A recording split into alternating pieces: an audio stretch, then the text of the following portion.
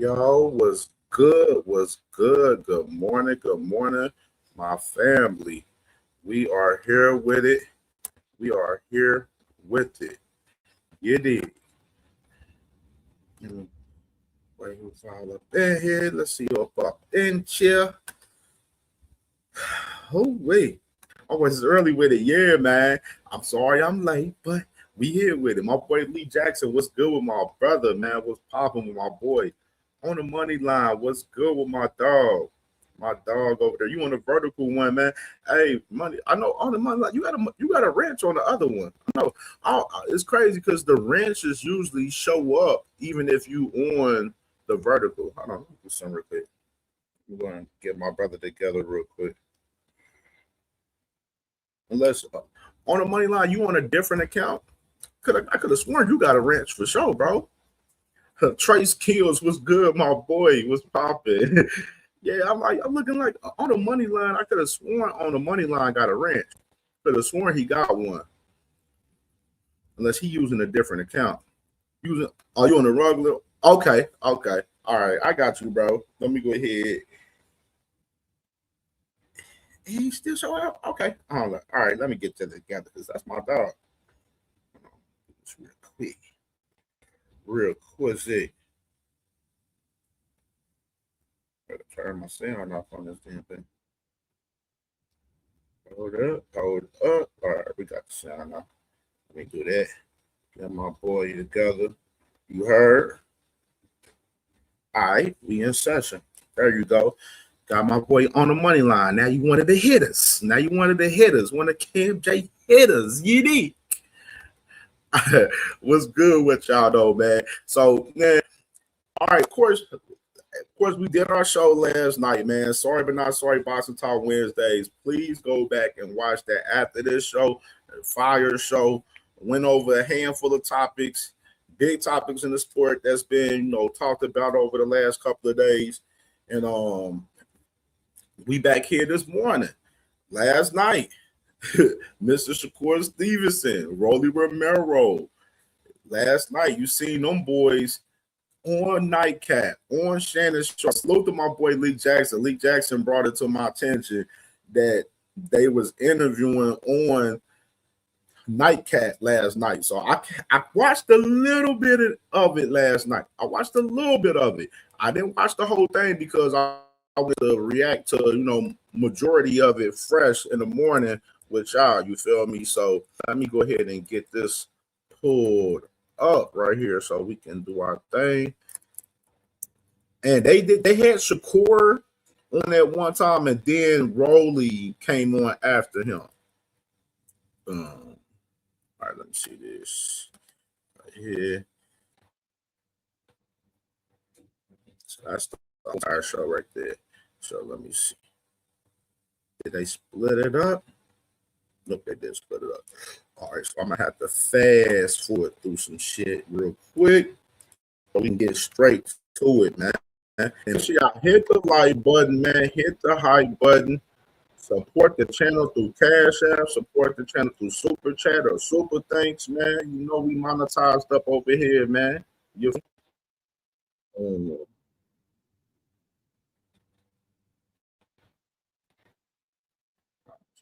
Got it. J-Man, what's good, my boy? What's good, bro? All right.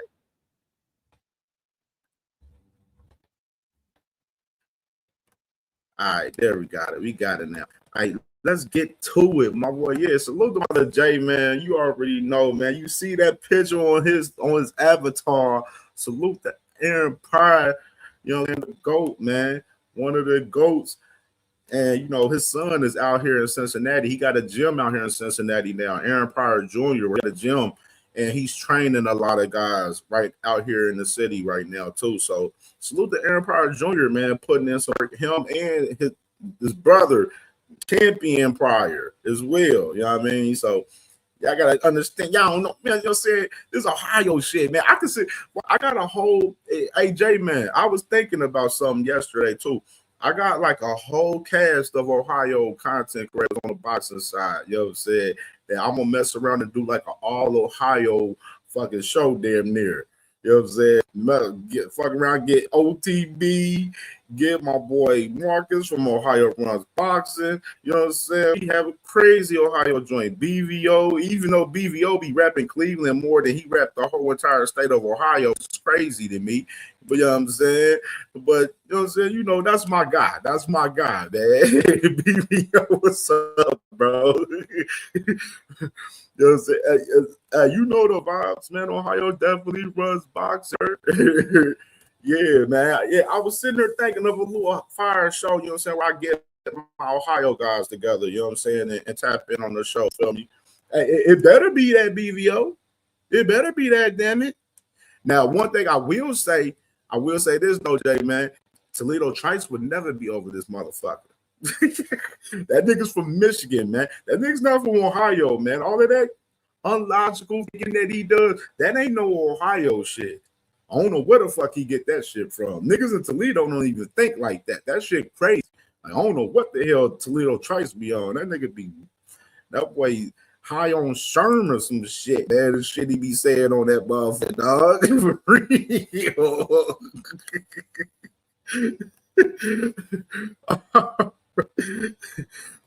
BBO said he from Ann Arbor, Michigan. Yeah, bro, he up there. He a Wolverine, dog. He ain't no damn Buckeye. I don't know what the fuck he be on. He be tripping, dog. Like that, bro. I'm like, where the fuck is this?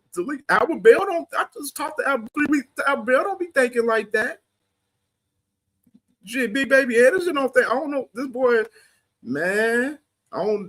I ain't seen no Ohio niggas on the internet representing like that, man. The Ohio niggas I know out here that's on the YouTube streets that's representing Ohio, man, they doing it well. We gonna say that for sure. I don't know where the fuck he come into play. I don't know where the hell he come into play. That shit nasty, dog. For real. For real. Let me share this screen right here, man, so we get to this interview, man. All right. Boom. And the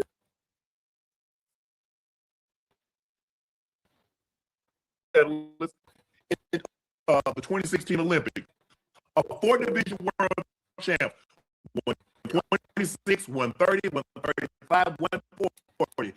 He's trained by his grandfather, Wally Moses. Recently, he defeated Teofimo Lopez for the welterweight title. Shakur Stevenson. Shakur, how you doing, bro? What up, huh? What up, huh? I'm good, bro. Thanks for joining us tonight. You dominated Teofimo. Did you think the fight was gonna be that easy? Because he's a champ. Nah, I didn't think it was gonna be that easy. I thought it could. Damn, that nigga capped out the gate. You can see him on other interviews where that man literally said that, you know what I'm saying, he knew what he had in the fight with T.O. He knew that he was gonna beat T.O. So out the gate, damn, on the first damn question. Oh, we just getting started. It been that easy, but I also knew like Teofimo was tough and he was gonna bring his best. And honestly, I think just God showed up and did what he always do. Nah. Hell nah. He's trying to play humble, huh? He's trying to play humble. Because he said it in the presser. He said in the presser, I see weaknesses in your game, and I'm going to expose them. And you're going to see fight night, and come fight night, all the skills, all the trickery, all the fakes, and all the feints, none of that worked. And so Shakur did his homework, and that's why the fight looked the way it did. Nah, 100%.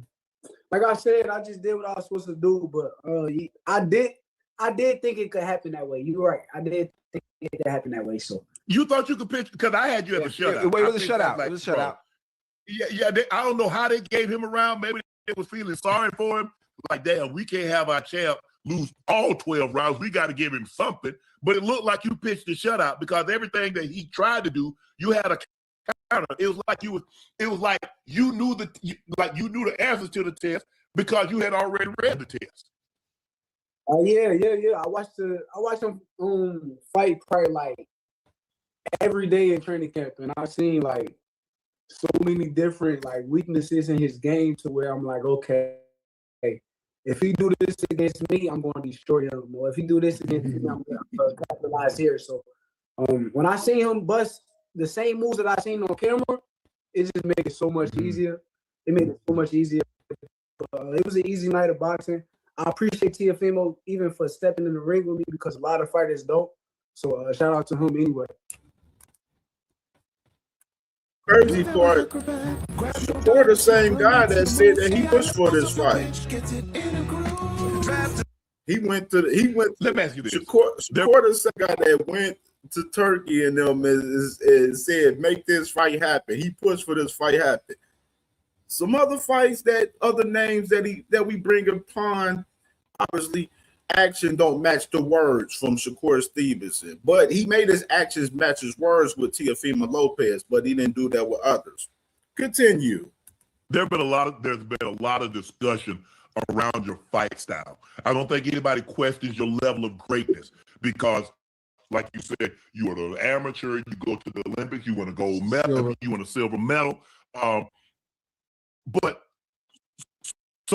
me, you got upset at me. I said, look, and Ocho and I, we was having a discussion after the Teofimo fight. I said, Ocho, he's great. I said, the way he can get in there and he makes great fighters look average. I said, but his style is not, his style, I said, bro, I can't pay money. I want to see a little bit more action. And you got upset with me. What do you I like Shannon Sharp. Hey, don't cap. I like what he just did right there. That nigga went straight to the bullshit right out the gate right there. you say about people that say your style is Hey, salute to my sister, 2 Cents Boxing. Make sure y'all subscribe to my sister, 2 Cents Boxing, man. Salute to my sister. We game all night was good, bro. boring? They're not saying that you're not great. They're saying your style of fighting. I watch him fight probably like every day in training camp, and I've seen like so many different like weaknesses in his game to where I'm like, okay, if he do this against me, I'm going to destroy him. Or if he do this against me, I'm going to capitalize here. So when I see him bust the same moves that I seen on camera, it just made it so much easier. It made it so much easier. But it was an easy night of boxing. I appreciate Teofimo even for stepping in the ring with me because a lot of fighters don't. So shout out to him anyway. Let me ask you this. There's been a lot of discussion around your fight style. I don't think anybody questions your level of greatness because, like you said, you are an amateur, you go to the Olympics, you want a gold medal, you want a silver medal. But me, you got upset at me. I said, look, and Ocho and I, we was having a discussion after the Teofimo fight. I said, Ocho, he's great. I said, the way he can get in there and he makes great fighters look average. I said, but his style is not, his style, I said, bro, I can't pay money. I want to see a little bit more action. And you got upset with me. What do you say about people that say your style is boring? They're not saying that you're not great. They say your style of fighting. That's your opinion, Unc. I can't really take away from your opinion. I hear you say it, so when you say it, I'll probably throw back at you and talk a little shit. At the end of the day, that's your opinion. You can have your opinion, but truthfully, my style is not boring. My style is just the fact that I make shit easy. Like, guys can't do nothing with me. It's like you can name all the best fighters. You can name the best fighters in the world, and you still haven't fought some of the best guys. Y'all talk about other people not fighting other guys, but y'all try to add this whole big conversation about Teofimo Lopez like he was one of them guys. Teofimo was never elite. Yeah, that's just the truth of the matter.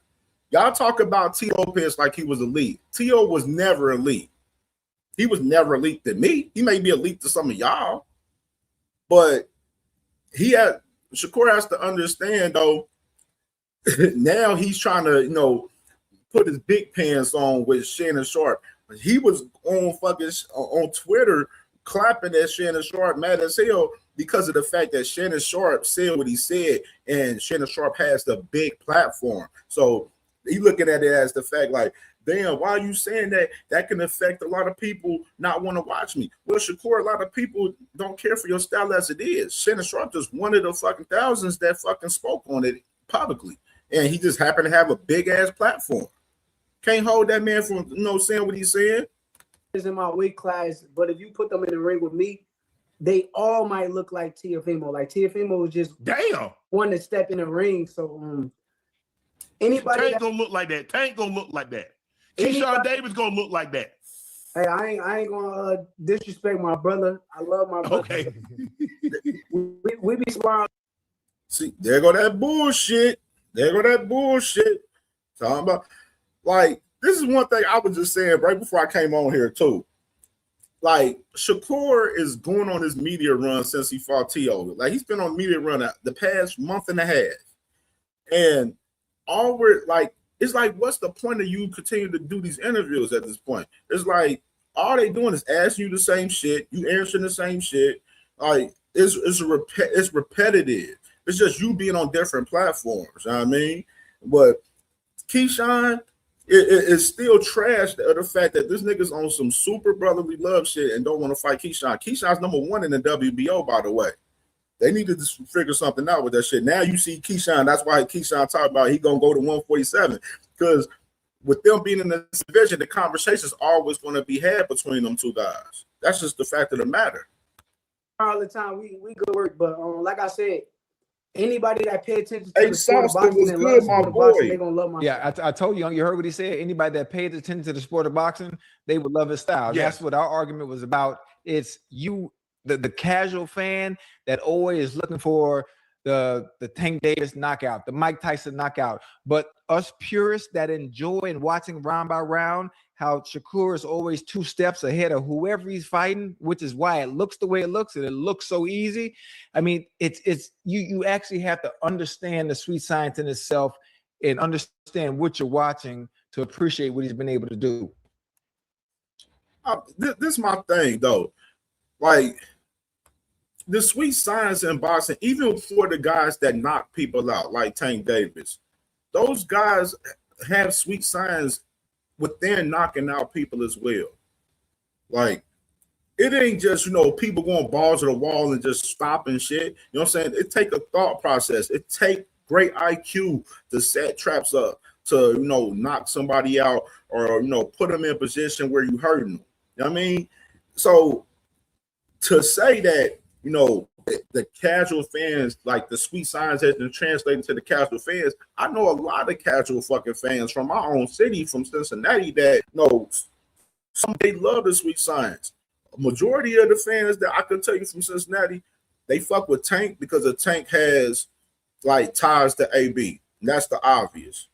You know what I mean? Motherfuckers want to see knockouts. They want to see a motherfucker hurt out there, bro. They want to see some pain out there.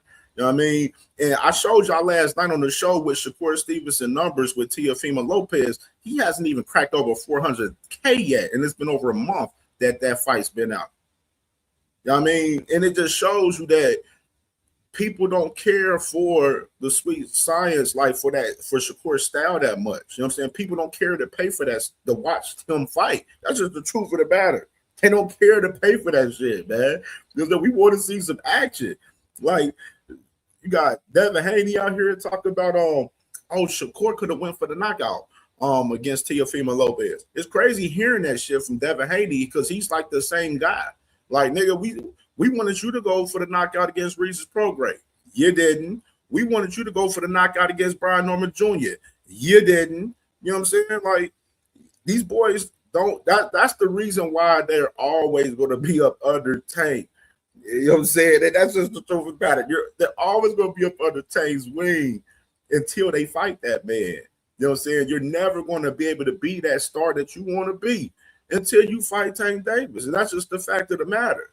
Like, Shakur Stevenson, by the numbers, he needs a dance partner. That's why you see Shakur Stevenson trying to fight Ryan Garcia, because he think he'll be able to do the same numbers possibly with Garcia like Tank did, which that shit ain't fucking true.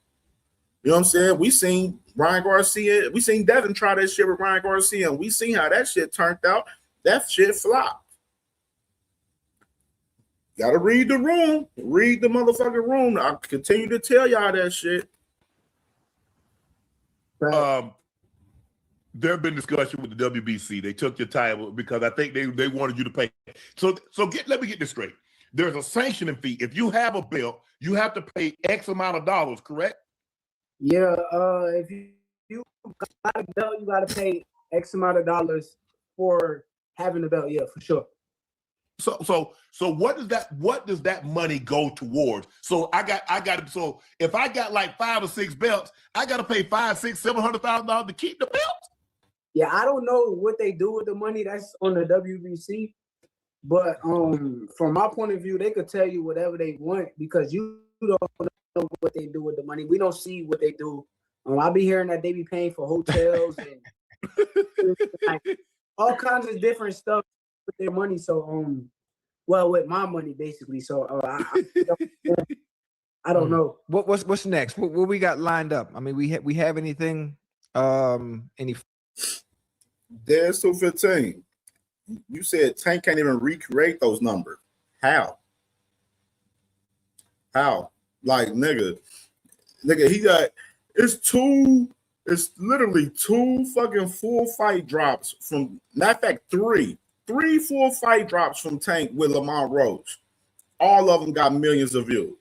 He got a 3-minute short clip of highlights from the fight that did 5.5 million views, and Shakur can't even get over 400K with a full fight with Shakur with Teofimo Lopez, and he can't recreate numbers.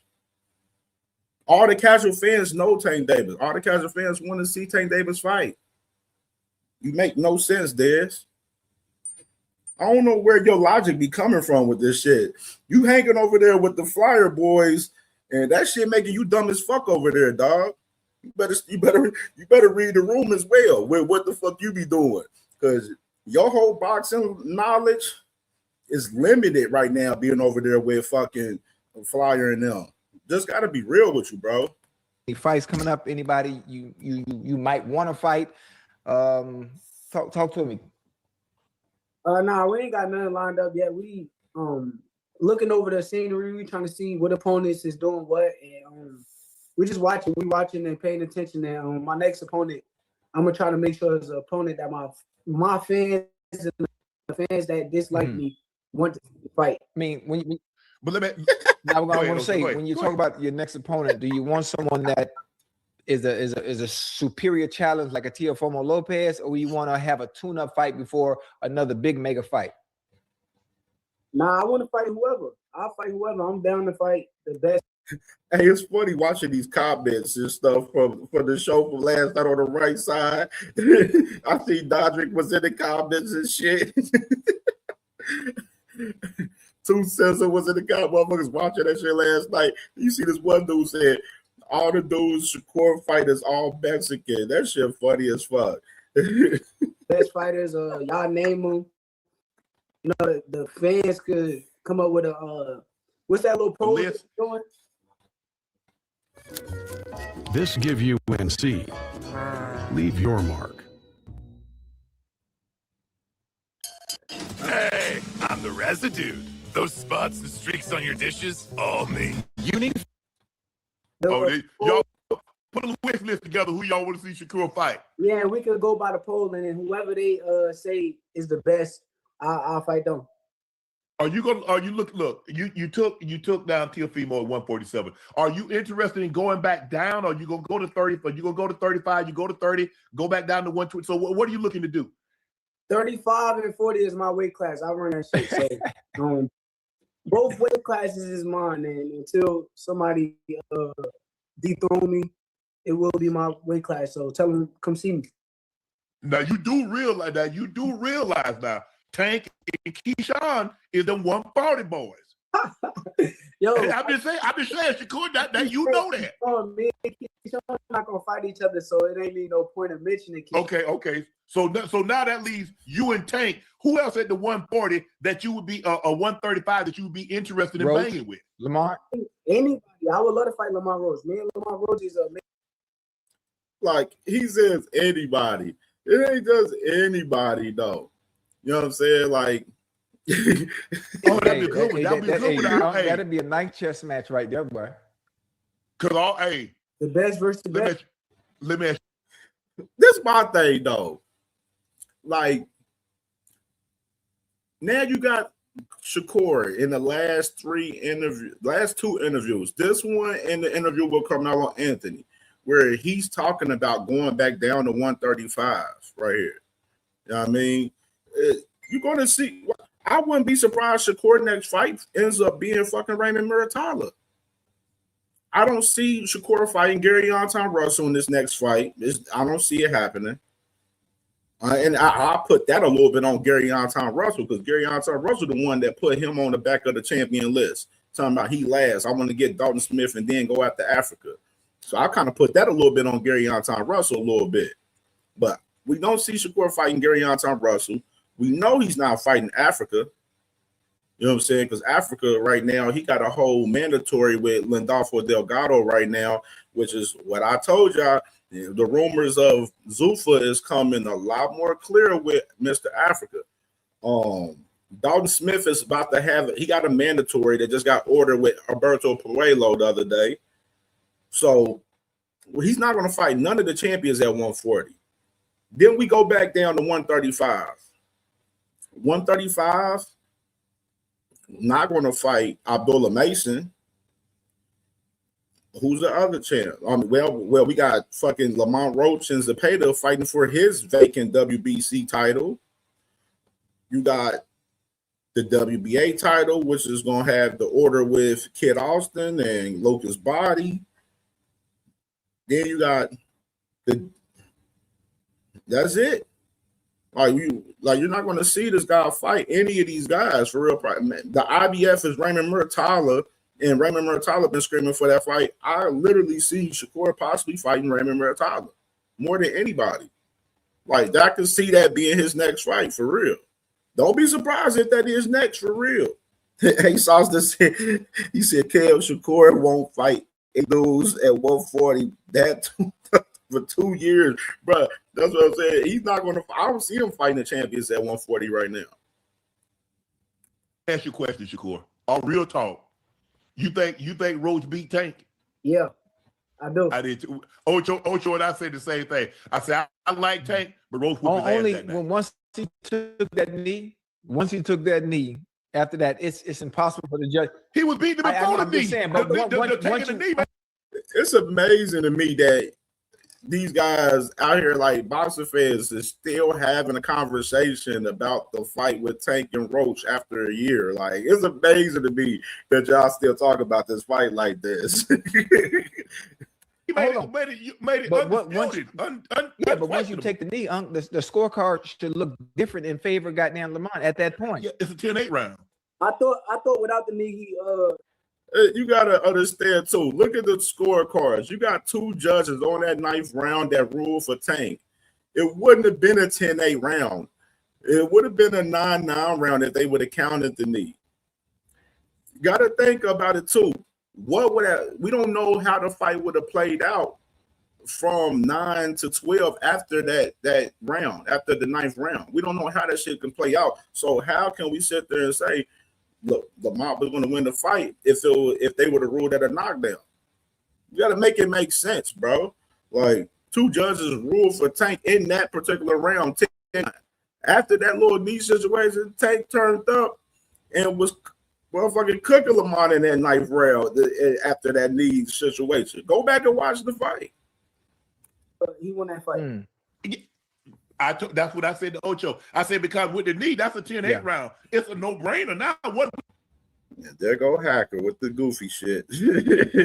Somebody, it would have been a 10-8 round, but you got two judges that gave Tank that round 10-9, nigga. You fucking dickhead. We even discussing. Yeah, for sure. So now you're not gonna fight Keyshawn. So Lamont Roach and Tank Day. You did mention and doing some research. You know, I gotta go do research. You said a rehydration clause. A rehydration clause. Now, my research shows Canelo has done it 3 times against Daniel Jacobs, Sergey Kovalev, and Rocky Feldon. Tank did it against Mario Barrios, and he did it against Ryan Garcia. Chris Eubanks Jr. did it against Conor Benn, and Triple G did it against Daniel Jacobs. The rehydration clause. That means you're gonna probably fight. If you fight Ryan Garcia, you're gonna fight him at 147. Ryan is a naturally big guy. You're a naturally small guy. I mean, you won the silver medal at 126. So you had to put on 14 pounds just to make the 140 and had to put on 21 pounds to go to 47. Ryan was going to strip down. Ryan probably walks around. What you think he walks around at? 165, 170? 170. So now he's going to come down to 147. Now, when he refuel, rehydrate, he could easily bang back to 160, 165 easy. 172. TurboTax locations are now open in your neighborhood. So, hand off your taxes to an expert. So you want to say, okay, so if you put the rehydration clause, you're going to say, okay, you can't go over 152, you can't go over 155. Where are the numbers that you feel comfortable? Like he ain't 25 pounds heavier than I am, but you feel you can get the best while not stripping him of everything. Nah, honestly, I don't even want to do the rehydration clause. I know like social media kind of made that a big thing. Okay. I was speaking hypothetical when I said it. But okay. He went in the Huh? So this man goes on here and says that he didn't want to do the rehydration clause for real. And says because of social media was making it a big thing. Shakur, you're on every fucking single interview, dog, talking about rehydration clause for fucking Devin, Ryan, and fucking Connor Ben right now, bro. What the fuck are you talking about? Like, what are you talking about? Like, dude, like, come on. This is why I continue to tell y'all Shakur, this should be your last fucking interview, bro. In the media run, bro. Like this media run, like Shakur had L's during this media run, bro. Real shit. Like he needs to end this media run. This needs to be his last one. Go chill, man, and camp out, chill with your family or some shit, man. He need to end the media run, bro, because it's been a bad media run. Interview, and he said that he'll fight me at 140 pounds. So he can't make no 140. We don't know that. We don't know. We don't know what he can do. See what I'm saying, Shakur? You know that man. You say the man walk around at 170. You want to bring the man down 30? He said that he will fight me at 140. See, Shakur don't listen. He don't listen much, bro. Like Henry Garcia and Ryan's mother is on record saying they're not going down at a catch weight or 140 for Shakur. Yes, Ryan Garcia did speak about fighting at 140, but his team would advise him not to do that, bro. It doesn't even make sense for Ryan to go down at 140 to fight Shakur. It makes no entire sense. That's why I told y'all niggas, motherfucking, you will not see. yeah. You would not see Shakur Stevenson in the ring with Devin or motherfucking Ryan Garcia in 2026. I guarantee you that shit. You won't see that shit. And salute to my brother Dean, man. Yeah, Dean. Yeah. A lot of niggas be talking. But motherfuckers don't want to pop their shit when motherfuckers in person, though. Yeah, they in the chat too. 40. I'm just going off his words. So if he said it, like, what am I supposed to do? So you will have a rehydration clause at 140? No, I don't want a rehydration clause. Oh, yeah, of course he don't want a rehydration clause with Ryan coming down to 140 because he believes Ryan gonna be drained fighting him at 140. But Shakur, this is what makes this shit so fucking pathetic from him. He talked all that shit about Tank on the rehydration clause with Ryan and said that, you know, that played for Tank's advantage, but you're literally trying to do the same fucking thing. You want him to come down to 140, then you want to put him on the rehydration clause at 147. Shakur Stevenson, read the room. Nobody asked you to go to 147, Shakur. Nobody asked you to fight Connor Ben. Nobody asked you to fight fucking Ryan Garcia. Nobody's asking you to fight at 147. You the one that's putting that shit in the air. Oh, you don't. So if he comes down to 140, you don't want no rehydration clause. Only if he comes down to 40. Only if he comes down to 47, you have to go up to 47. Do you want the clause, or you don't want the clause at all? I only want the clause if I go up to 147, but I don't plan on going up. So at the end of the day, You don't plan on going up, then stop talking about it. That's my thing. If you don't plan on going up to 147, stop talking about it. Dead it from there. I don't need the clause. We can fight at 140. You think that man can make 140, Shakur? Honestly. I mean, I'm just telling you off of his words. Like, I know what he said. we can't assume. You see that? You see that right there? You see that? He said, that's what he said. That boy Shakur want that boy to go down to 140 and fight him because he know Ryan gonna be drained as fuck down there, bro. Like, come on, y'all better read the rule, bro. Y'all better read the rule, dog. That he can't make 140. He said he can as long as he lock in and take it serious. Man, Shakur, like once you start, like it's like once you go up to those weights and you start fighting, now you start fighting at that weight as you start to get older, it gets harder to strip that weight off. You're young. You could easily go back down to 130 if you wanted to, because you're not a naturally big man. You don't walk around at 150. You probably walk around, I'm assuming probably 140, 142 maybe. More like you're probably in the 130s. So you like that Floyd, you got that Floyd syndrome. Floyd walked around at 150, get down to 147, tear everybody ass up. I can't tell you my walk around weight, but like this man, he said, I can't tell you my walk around weight, but then he just literally said he was at 150 the other day. You know what I'm saying? And then on top of that, Shakur has a tweet out there where the nigga said he was at 170, 180 walking around. I don't see, this is what I'm saying, bro. Like, why? Why do y'all niggas do these interviews, bro? Too many lies and contradictions, bro. Like, I called out a lie with Shakur within the first 5 seconds. Nasty work, bro.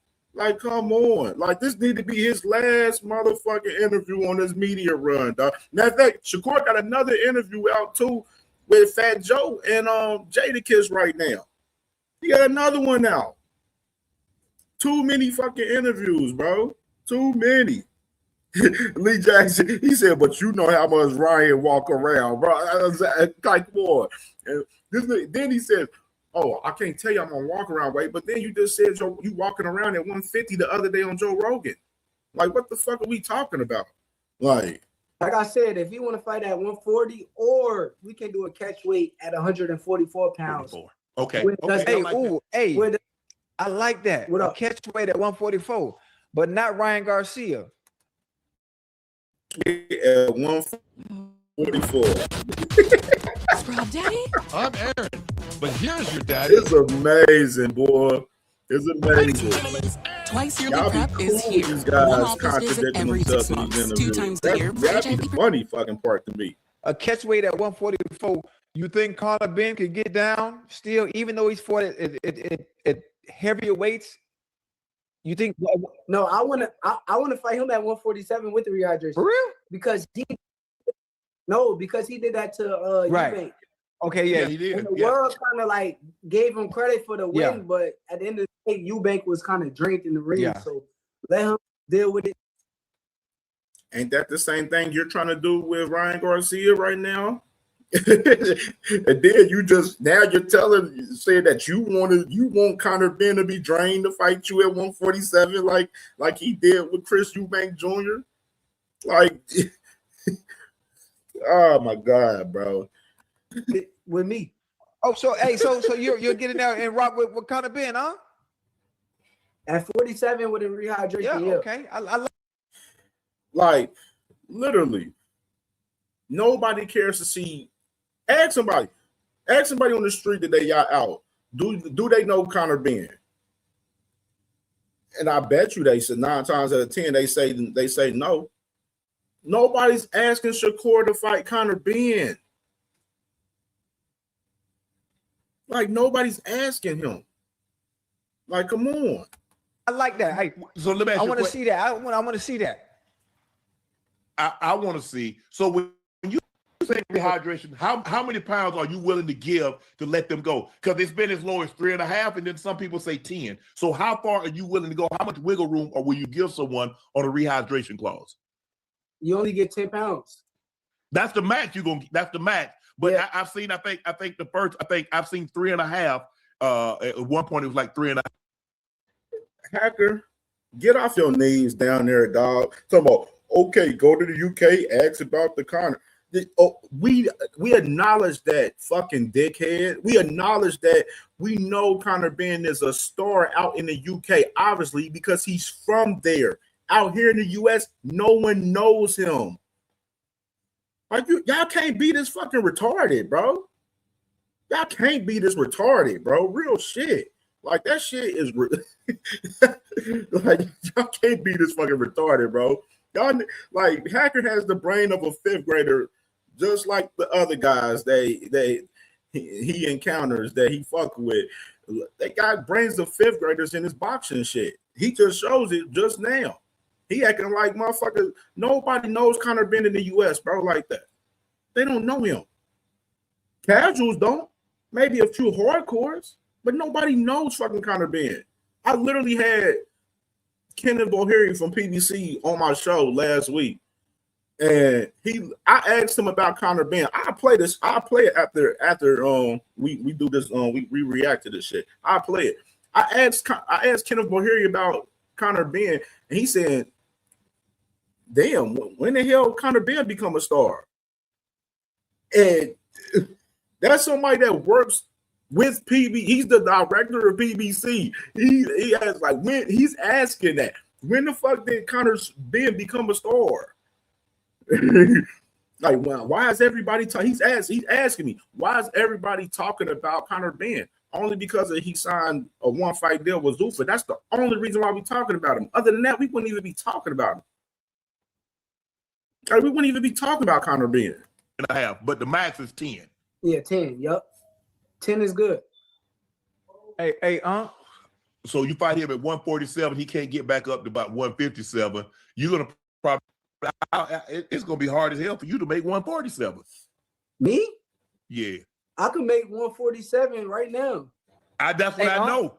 But I'm saying, but I'm saying that's probably your walk. Like I'm saying, you'll walk around in the mid-40s. You're not gonna tell us, but looking at your frame, looking at your clavicles, you're not a naturally big man, Shakur. So it's gonna be easy for you to always make those lower weights. That 140, 147, that's nothing for you. You ain't got to do nothing. You go to camp for 2 weeks and make 47.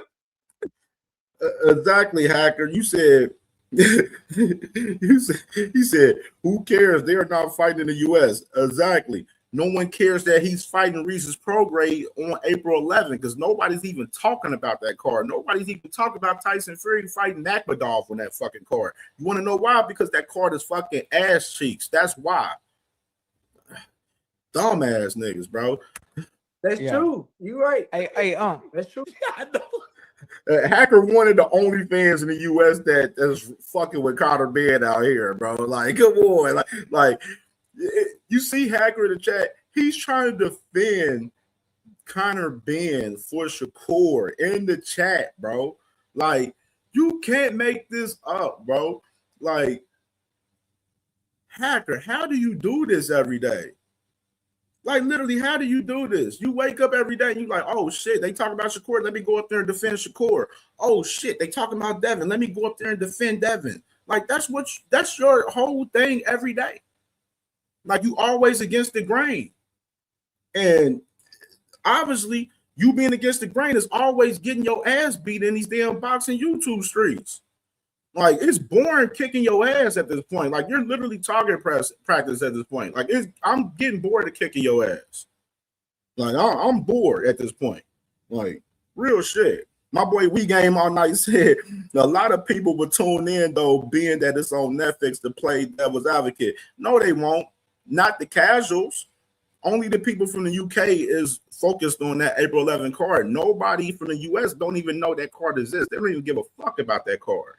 Only besides the hardcore boxing fans as us. We know about the card, but the casual fans don't even know about the card. The casual fans, they talking about Floyd and fucking Pacquiao. They talking about when Tank gonna come back. They talking about Shakur talking about rehab clauses and catch weights. They talk about Devin Haney versus Ryan Garcia. That's what the casual fans is talking about. They're not talking about Conor Ben. They don't know Conor Ben. They don't give a fuck about Conor Ben. Like, what the fuck are we talking about? Like, Hey, you know who can make 147? Me. Who? Man, your big ass can't make no 147. Boy, I'll you fight you at 180. 147. Man, I'll piece you up, man. Don't play with me, man. Don't do that, man. Don't do that. Hey. Man, set the sparring up, man. I've been waiting. I've been asking you for Let's 2 set- years to spar. You scared of me. Hacker, I done kicked your ass 1,000 times, bro. I'm tired at this point. Like the delusion is insane. Like the fact that y'all Hanos Clan guys, y'all believe that y'all don't be getting y'all ass kicked when everybody be seeing y'all get y'all ass kicked in 4K is fucking insane to me. You know what I mean? It's really insane to me. Like y'all that delusional. Like y'all don't care to get y'all ass kicked at this point. Y'all don't care to get your ass. Like Hacker, I be cooking you from you being in the comments, my nigga. Like I be cooking you while you be in the comments. What the fuck do I gotta fucking drop a link for you for? When I can cook you from the comments. You scared. We know you here to debate. You here to debate and get your ass kicked every day. That's what you do. That's your job. I hope you getting paid for this shit, getting your ass kicked. I hope one of them guys from fucking Turkey, Saudi Arabia paying you a bag to get your ass kicked every day. Like it's embarrassing to see you get your ass kicked like this. And I actually like Boxer Hacker. I like Boxer Hacker a little bit. But he doesn't care to get his ass kicked at this fucking point. Shakur. Next time I see you, we rocking out, man. Nah, and don't let him get no headgear. Don't let him put no headgear. I don't need no headgear. I'm polished. I'm polished in the ring. We both don't need a headgear. We good. Hey, facts, hey, Sauce. Yeah, Hacker be repeating what Bill Haney and Devin Haney say all the time, bro. Like, and that's your first mistake. Because them niggas, they be taking talking points from fans and shit. They be taking talking points from their little channels and shit. You know what I mean? Like that's the first mistake. Because the thing is, Hacker, one of the reasons why you'll never beat me in a debate, because literally 9 times out of 10, I already know what you're going to say before you say it. I've debated you so many times to where I literally know what you're going to say before you say it now. Like I can tell you right now, for instance, all right, I give an example. All right, Hacker, why did Devin Haney ask to fight? Why did Devin Haney say that he wanted to fight Pitbull in 2024? Answer that in the comments, Hacker, since you like to type a lot right now. Why did Devin Haney say that he wanted to fight Pitbull in 2024? I already know the answer. I just want to see your answer. You let me know in the comments, Hacker. Why did Devin Haney ask and inquire about fighting Pitbull Cruz in 2024 before he fought and got his ass whooped by Ryan Garcia? You answer that question. So you saw what Keyshawn did to Blueface, right, Shakur? Yeah. That's how. I want Ocho come back looking like Tommy Hearns when he fought Martin.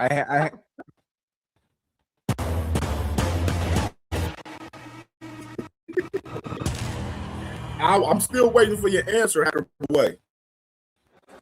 Why did Devin Haney ask and inquire about fighting Pitbull Cruz in 2024? Baseball. That's how I have a boxing background. The past 9 years, I'm good. I'm ready. Don't think Blueface box? Yeah, he box. And Blueface say he like 215. Hey, Shakur, you Hacker, answer my question. Why did Devin Haney say that he will fight Pitbull Cruz in 2024 before he got his ass whooped by Ryan Garcia? Answer my question, or I'll wait for my chat today. That's the timing I'm on today. What is? Come on, man. I'm just saying though, like he box. He a boxer. All right. Yeah. All right. When you get in there with them boxers, it's a different story, man. I'm telling you. A salute to my boy Crush the Legend right there. I saw since a Hacker on his knees so much, even BFTB don't even fuck with him, which is weird. That's crazy, man. Oh man, you just made me think of something. I remember when Hacker was on my panel one night, right? Bill Haney was in the comments. Hacker was defending Devin Haney on the panel. This is months ago. I'm gonna have to find that clip. Bill Haney was in the comments. He was saying, "What the fuck is he saying?" Bill Haney don't even fuck with Hacker. Bill Haney was in the comments saying, "What the fuck is he talking about? Stop this." He said, "Stop talking about my son." I gotta find that show. I'm gonna find that shit today. Literally, Bill Haney was even saying Hacker was shitty. And he did keep Bill Haney every day. Like literally, he did keep Bill Haney every day. You know what I'm saying? And Bill Haney don't even fuck with Hacker. Like Hacker, let me ask you this. How does it feel to dicky the person that don't fuck with you? I'm really curious of that. Like, I got some questions now. You know what I'm saying? Hacker want to be quiet in the comments now, but he want to come up here to debate. Like, come on, make this make fucking sense. Like, Hacker, how does it feel to dicky the person every day that don't fuck with you? Like, Bill Haney don't even fuck with you. They don't even like you. Like, you answer that to me. Answer that too as well, along with my other question. The real, like, elite level fighters? Yes. Is there any truth, because they say like you're about to sign a 3-fight deal with Zuffa for like $60 million? Is there any truth to that? Shit, not that I know of, but if they gonna give me $60 million, call my phone. I'm ready.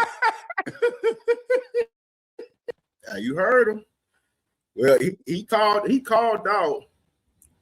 He called it out for the Zuffa shit, saying that the Zuffa I'm gonna tell you who that rumor came from. The rumor came from this guy Eli 2 Real on Twitter. He posted this tweet about Shakur rumored to get a 3-fight deal for $60 million. That everybody went berserk with that tweet.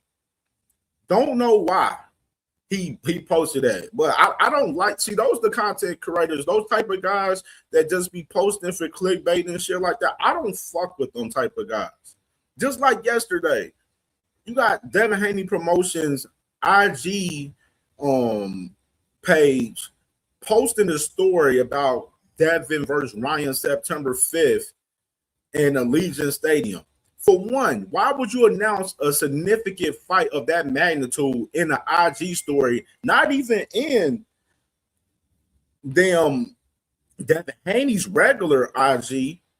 It's on his promotions IG. We don't even, motherfuckers don't even look at content from that page for real. But niggas had to go deep and dig deep and see that they post about that shit in an IG story about them fighting in the Allegiant Stadium. Like, I call cat on that shit. You know what I'm saying? Everybody else ran with that shit too. Like, everybody ran, oh, it's Devin and versus Ryan September 5th. Is that locked in? No, it's not. No, it's not. Right now, you're going to see Rolly when he come on here. Literally, Rolly going to tell y'all that they're negotiating that fight still. And obviously, Devin did respond to Rolly last night. What Hacker say? He said the reason Devin wanted to fight Pitbull because he had a good showing against Tank, so it would have put more pressure on Devin fighting Tank.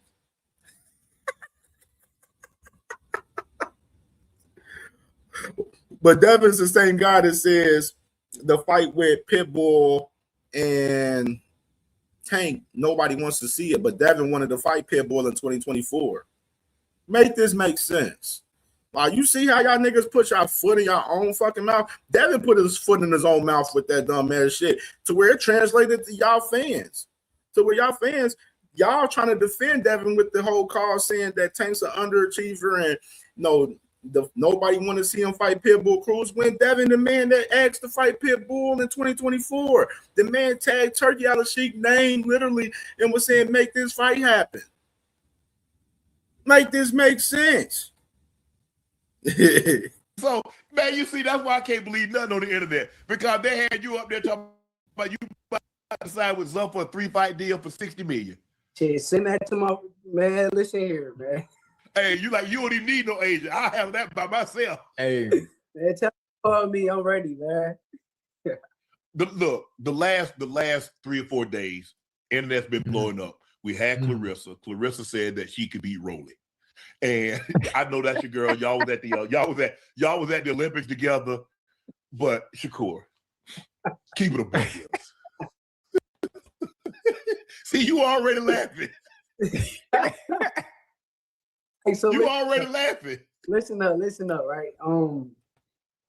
Honestly, you know, I think it's hard for her to be able to beat a male fighter, but I would love to see it because she campaigning it, and like, if she believe it, I believe it. So the crazy part, the answer that you gave Hacker about Pitbull,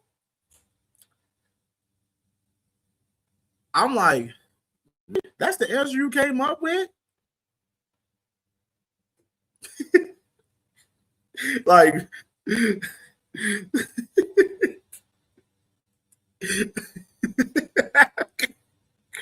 Hacker, bro, you suck at this shit, bro. You really do, bro. Like, you need to take a break, bro. Get off of YouTube for about a couple weeks, bro. Real shit, Hacker. You need to take a 2-week break, dog. You need a 2-week break. You need a break, maybe a month. You need a month, man. You know what I'm saying? Real shit, man. Like, so I believe in her at the end of the day. So I would love to see it. You do realize men produce testosterone. They have longer bones. They have harder punching power. What if he don't hit Clarissa? What if he don't hit her? Shakur, Then what? You gonna go to hell? You know. Shakur, come on now. Stop the presses right there. We got to stop the presses. He said, what if he don't hit? Clarissa don't have no immaculate fucking defense, bro. Like, come on. Stop this. Stop the cap, bro. Stop the fucking cap, dog. For lying, you go to hell. That's what the Bible teaches us. I know you're a man of the blood. The Bible teaches us. Man, tell her to come to training camp with me. She is not going to get touched. He gonna cut the ring off. Even at that weight. Let's just say she fights it. I think she said she. What type of delusional sense for Shakur to say that Clarissa won't get touched by Rolly if they was to fight? Like that don't even make logical sense. That's some shit that Hacker would have said right there. Like, oh, Clarissa's not going to get touched by Rolly. Like, what the fuck? Like, what the fuck? Then you got Hacker talking about you were never the baby. We know. I've debated you fucking hundreds of times and cooked you, Hacker. Like, Hacker, like literally, you're target practice. You know what I'm saying? You're like, you know, when you go, you know when you play baseball and you going to, you know, to the hitting, you know, where you're going to hit the balls and stuff and practicing your game and shit. You are those baseballs that, you know, we practicing our game on. You feel me? Where, you know, we just hitting in the cage. You feel me? Like, you are that. Like, you are that. You ass. She fought this last fight. And you been in the comments saying, here we go. Open the pen, the baby right here. Don't care to debate you. I've cooked you. I've beat your ass so many times. I don't care to beat your ass no more. At 175, I think she said she can get down to 165. Let's just say, for the sake of argument, she gets down to 165. Cornelius Burnett was good. He's at 140. Hacker, I like the tactics that you're trying, but it doesn't bother me. You want to know why? Because you ass. That's the reason why. 40. His body. Hacker, then this is my thing. Everybody on the boxing YouTube streets is telling you ass, and you still have this delusion. Bobby, I don't like you, Bobby. I seen you in some chats. Finito. I don't like the Bobby guy. Body still produces more testosterone than hers. His bones are still longer than hers. It's like Serena. Serena, all her partners, her hitting partners were men. Yeah. She couldn't beat a 250.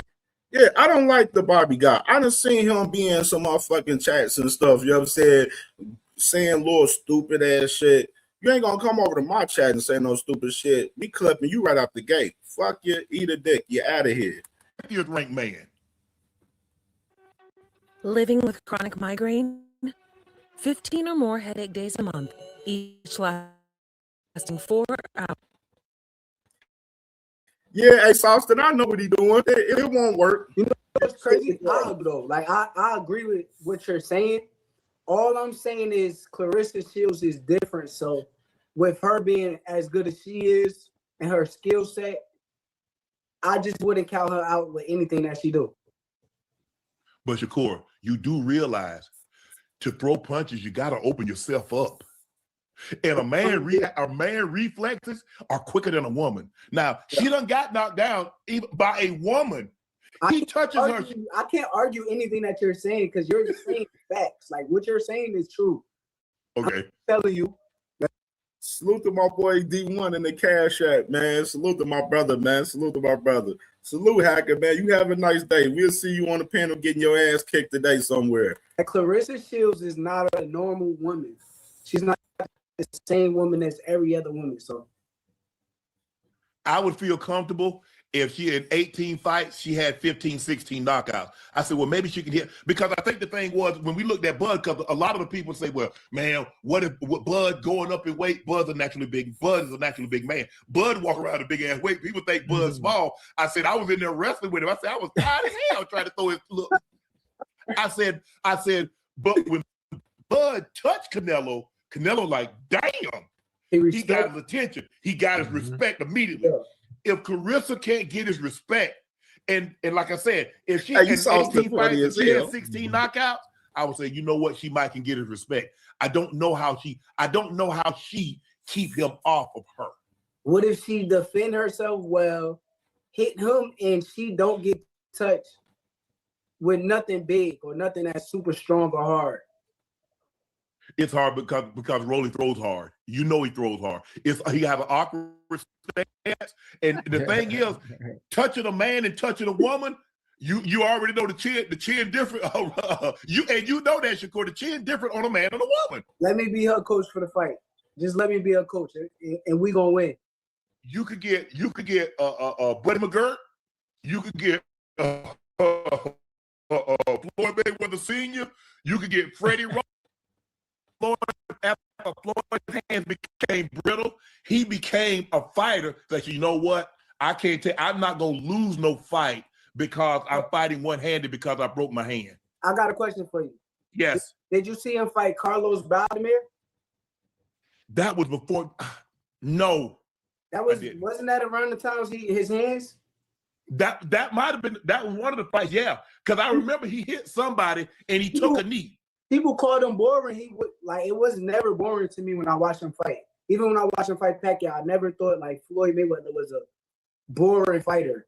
Now, when I watched Rigondeaux, I'm like, okay, this is kind of like no. You want me to let you know the difference though between Floyd and Shakur? Floyd, yeah, he was very defensive, but he was still throwing his hands in the process. Shakur, he throws his hands when he know there ain't no threat. When it's a threat to him, like Edwin De Los Santos, that boy moving out the way. He know T.O. didn't have no power behind the punches. T.O. ain't had a knockout. He had one knockout, and that was in his first fight at 140. He only had one knockout at 140. Everybody else he went to distance with. You know what I mean? Like, break it down, like.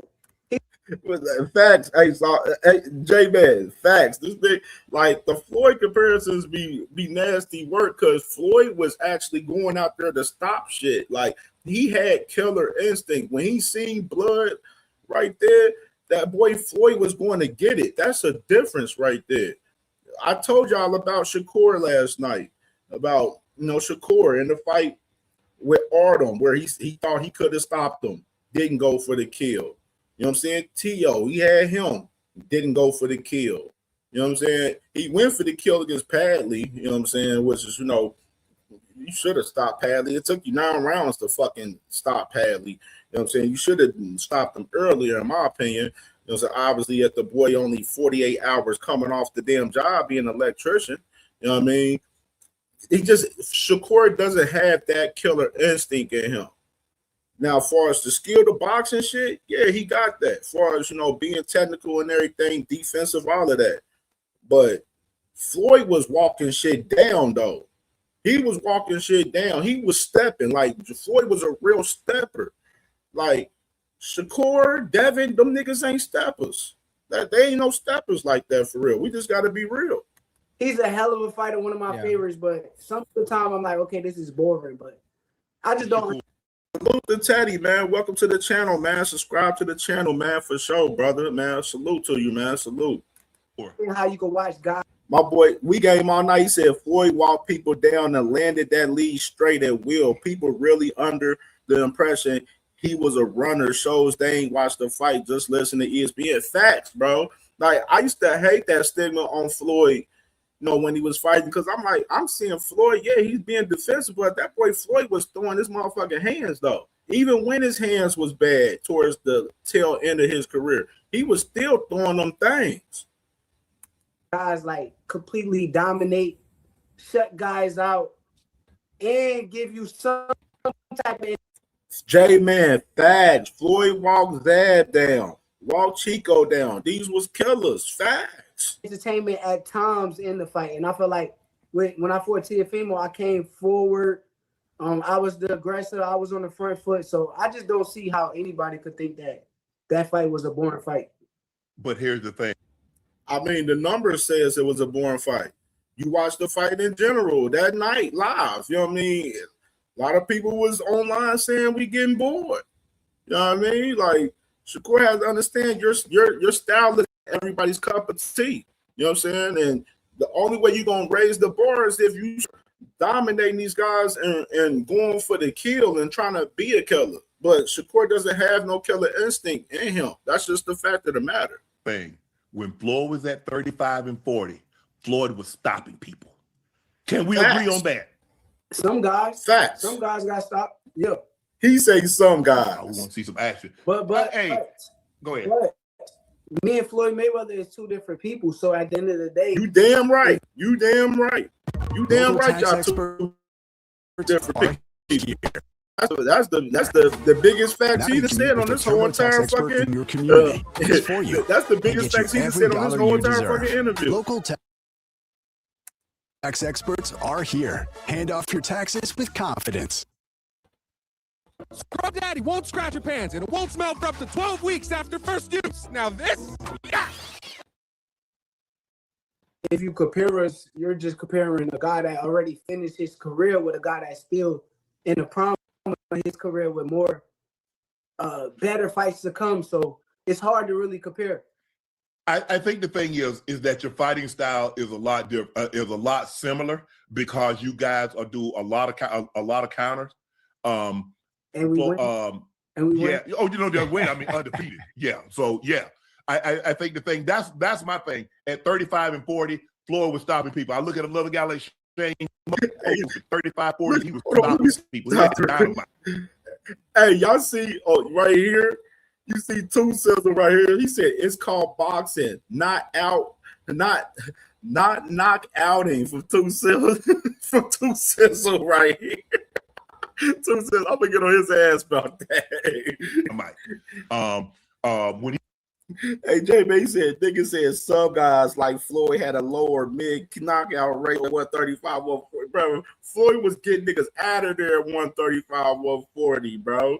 Like, that boy, Shakur ain't watched that much of Floyd, bro. That boy capping. When he fought Antonio Margarita, but I thought he fought Margarita at 47. I don't know what he was. I think he maybe fought De La Hoya, 54 or 40? I think he fought De La Hoya at 54. Yeah, but you got to also realize that was my fourth weight class. And anybody that's in the sport that goes through 4 weight classes, I feel like it's harder to knock guys out as you move up in weight. And you go up, okay. Yeah. Salute to my dog, Crucial Content, brother. Salute to my dog, man. Besides the Manny Pacquiao, who probably, we don't know that, probably wasn't, as normal as everybody else. Because I ain't never seen anybody go from one. Pacquiao probably went from 112 and floorboard people at 22, 26, 30, 35, 40, 47, 54. I'm like, well, damn, this little man just not, hey. Yeah, but you got to understand, when people move up in weight classes, it's definitely harder to knock people out. Because you're already fighting bigger guys that's already sustained at that weight. Yeah. Well, we, right. we got it ready. We got Go it ahead. set. So we done put it out there in the universe. No, Lamar. Oh, you and Shakur? No. I'll whoop his ass. Oh. But anyway, we got Lamont Roach, right? We got Lamont Roach, and then we got Conor Benn at a catch weight. So the tongue is powerful. So we're gonna speak it into existence at 144. Nah, me and Lamar can fight at 140 or 135. Either or. I like that. So I'm just bring me in the camp. I told you, come on, man. Anytime. Rewind that, baby. Shakur. Me and Floyd Mayweather is two different people. So Hold on, let me rewind that. Hold on. Level of what the league is now. Oh yeah, we're in for a good one. Did he just say he'll fight Lamont at 135? I got game, she got game, we got game. Everybody say, half price games. But at the end of the day, if you compare us, we're in a guy. I'm like, well, damn, this little man just not. Hey, Yeah, but you gotta understand when people move up in weight classes, it's definitely harder to Knock people out. stop. because you're already fighting bigger guys that's already sustained at that weight. Yeah. So, Well, All right. I appreciate we got it ready. We got Go it ahead. set. So we done put it out there in the universe. No, Lamar. Oh, you and No. I'll whoop his ass. Oh. But anyway, we got Lamar Roach, right? We got Lamar. Lamar Roach, and then we got Conor Benn at a catch weight. So the tongue is powerful. So we're gonna speak it into existence at 144. nah, me and Lamar can fight at 140 or 135. Either or. I like that. Oh, I like that. so Shakur said he'll fight Lamont at 135 or 140. Intriguing. So I'm just bring me in the camp. I told you, come on, man. Anytime. All right. I'm spar you All right. though. Shakur, tear his ass up. I mean, lock him up. If you don't come back with no horn, we got to say. I'm happy with anything. That's enough for Shakur. Let's get the Rolly right there. My boy Ace Salsa said Shakur isn't even 1/4 of the fighter Mayweather was. That's a pure fucking fact. Like, that's a pure fact, bro. Like, I hate the comparisons with Floyd Mayweather with Shakur Stevenson and Devin Haney, because they don't fight nothing like Floyd, bro. Other than them being defensive, but they're not Floyd Mayweather like fighters. They're not. You know what I mean? Them comparisons is stupid as hell to have for real, bro. Now, let's get the Rolly right here. Rolly, he was popping this shit at this one right here. Matter of fact, speaking of the belts, Rolly, how do you feel about the sanctioning fees? Is it okay with you? Are you worried about where the money is going? But I'm perfectly fine with paying sanctioning. Let me explain to you what sanctioning fees, because everyone got this whole misconception of sanctioning fees like they bad, right? Okay, so let's say the WBO, the WBA, the WBC, and the IBF, they all have people that work for them and all the stuff, right? How are they paying come over here and bring the people so they can bring the belts and sanction fights, all like where all this stuff adds up? Right. You remember this? It's a business like everything else. Okay. It's a business like everything else. Everyone has an overhead. You can't just do this for free. Right. So you don't have a problem with paying the sanction fees because you understand to run a business, it takes money, and you're in the and that's the thing too. I mean, and like specific fighters, like now I'll say this: I've always been on record as far as the sanction. I feel like yes, they are running the business and stuff, but I feel like they shouldn't be taking that much money from these fighters. I've always been on record for that. Taking 3% of these guys' earnings I think is pure bullshit. I really do. I really think it's pure bullshit. Now I understand they gotta figure out a way to try to get their money on, but taking away from the fighters, that's why I say that's why when Earl Spence during fight week with Bud Crawford, when he spoke out and he was like, where is this money going to? You know what I'm saying? Like, and you seeing them on conventions, these boys in conventions in different countries and shit and everything, bro. Like, it makes it look bad for the sanctioning bodies. It makes you question, like, damn, is y'all just spending our money on y'all just, you know, running around the world, traveling and going to fights and having conventions and shit and having y'all fun? Like that's where that comes into play right there. You know what I'm saying? Where I always been on record saying that the sanctioning bodies with these sanctioning fees, I think is pure bullshit. I think it's bullshit. Them fighters should be able to get that. Now they wanted to do like I don't even think they should be giving them shit. That's just my opinion. But 3% is a lot for them guys. You know what I mean? In my opinion. Like, you know, like they, you know, they refuse to pay it, right? But you also got to realize this, right? You got to think about it like this too. Whether 12 divisions in boxing for like males, right? I'm not even gonna count females right now. We'll do it. But there's a certain amount of divisions, right? Right. And for each one of those belts, there's a sanctioning fee, right? Obviously, right? So if somebody's not paying a sanctioning fee, that's the money that they're not receiving for their company. You gotta think about it like that. On top of that, too, we fight for we fight to be world titles. We fight to be world champion. You need to. And on top of that, too, people lack common sense. You can negotiate better fight purses when you have a belt, not without a belt. It takes more than horns to be Atari. It takes the holder. That was interesting right there from Rolly.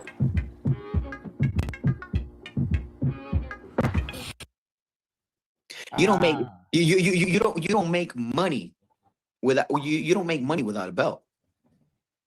That's a fact. Unless you're like, you know, have a fan base from YouTube or something like that. Like, you know, that's a fact. You know, and just like I literally explained this about Richardson Hitchens literally a couple days ago.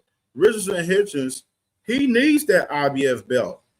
He needs that IBF belt. Richardson Hitchens don't have no leverage in fight negotiations without that IBF belt. Like, that's a pure example of what Rolly's talking about right there. Without the belt, Richardson Hitchens is not going to get no big bags. That's why that Richardson Hitchens situation, possibly with him going to Zuffa, is a real intriguing situation. Right now, he's waiting on to see the situation play out with Ja Opatai in the IBF. That's what Richardson Hitchens is waiting on.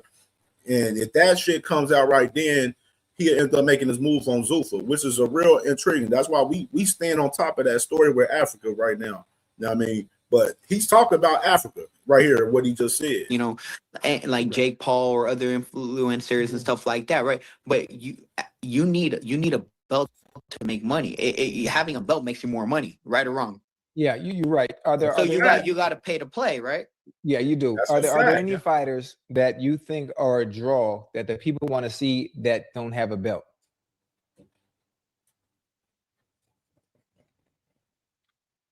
That don't have a belt or that they haven't had no more sleepwalking. What's good with my brother, man?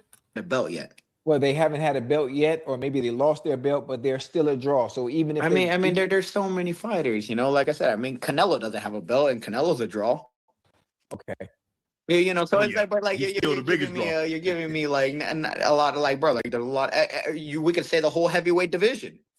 There's only one dude that has. Everybody's not a draw though. I'm talking about filling the arena. No. Yeah, right there, Rolly. I can't go with you on that one. Everybody is not a draw.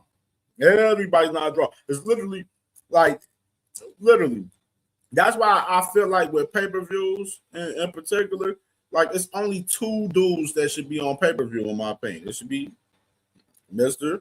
Tank Davis and Mr. Canelo. Those are the only two guys that should be on pay-per-view right now. Everybody else, maybe you want to add David Benavidez in there a little bit because he's in the process of taking that face of Mexican boxing spot right now. So you can probably add David Benavidez into that. But everybody else should not be on pay-per-view. That's one of the biggest problems we have in boxing right there, where it is a lot of pay-per-views. Now you're seeing people trying to go to streaming sites and stuff like that. But at the same time, it's a lot of pay-per-views with guys that is not pay-per-view worthy, and that's just the fact of the matter, bro. It should be only 2-3 dudes that's on pay-per-view in boxing right now. Everybody else, he's streaming, free, Netflix, whatever. It should be free fights for everybody else besides those 3 guys I just mentioned. But I'm saying, like, bro, there's so many heavyweights that are a draw. Tyson Fury doesn't have a belt, and he's a draw, right? Okay. So it's like, but Tyson Fury is a draw more so in the UK. But a lot of people in the US don't care for him because of Deontay Wilder, but continue. Now, fighters that never had a belt? Right. Yes, I think if you've had a belt and you no longer have one, you can still beat a draw. Great example, Jake Paul. Yeah. I mean, there's I mean, if you want to ask, like, back in the day, like the 4 Kings back in the day, them guys, they can be on pay-per-view in this era. Those the 4 Kings in that era, in the past era, they can be on pay-per-view. The 4 Kings in this era, only one of them. Like I said, I mean, still, regardless, it's still very premature, for a lot of fighters too. You know, right? Like, for instance, like I said, I could start naming prospects, boom, boom, boom, boom, and like right. But there's no fun in all that. Like I said, I mean, there's a lot of fighters that'd be a draw. We just had Shakur Stevenson on. He said, hey, he looking for anybody. 35, 40, 47. What's up? I mean, you've gone on record. You've gone on record, Rolly, and say, man, this fight's boring. He boring. No. Let me tell you like this, right? Shakur is an incredible fighter. He's a very talented fighter. It's unfortunate that that stylistically they're not very entertaining fights, but it doesn't take the. I mean, dude's a great fighter. Like you can't say yes. You can't say that he's not. He's a great fighter.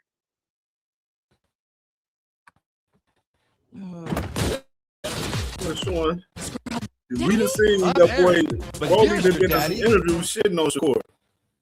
I like making my podcast. I That's why don't they made like it that way about Shakur. making short clips of my podcast. So the AI. But stylistically, his style is not appealing to. Well, no, it's not appealing to really anyone in boxing.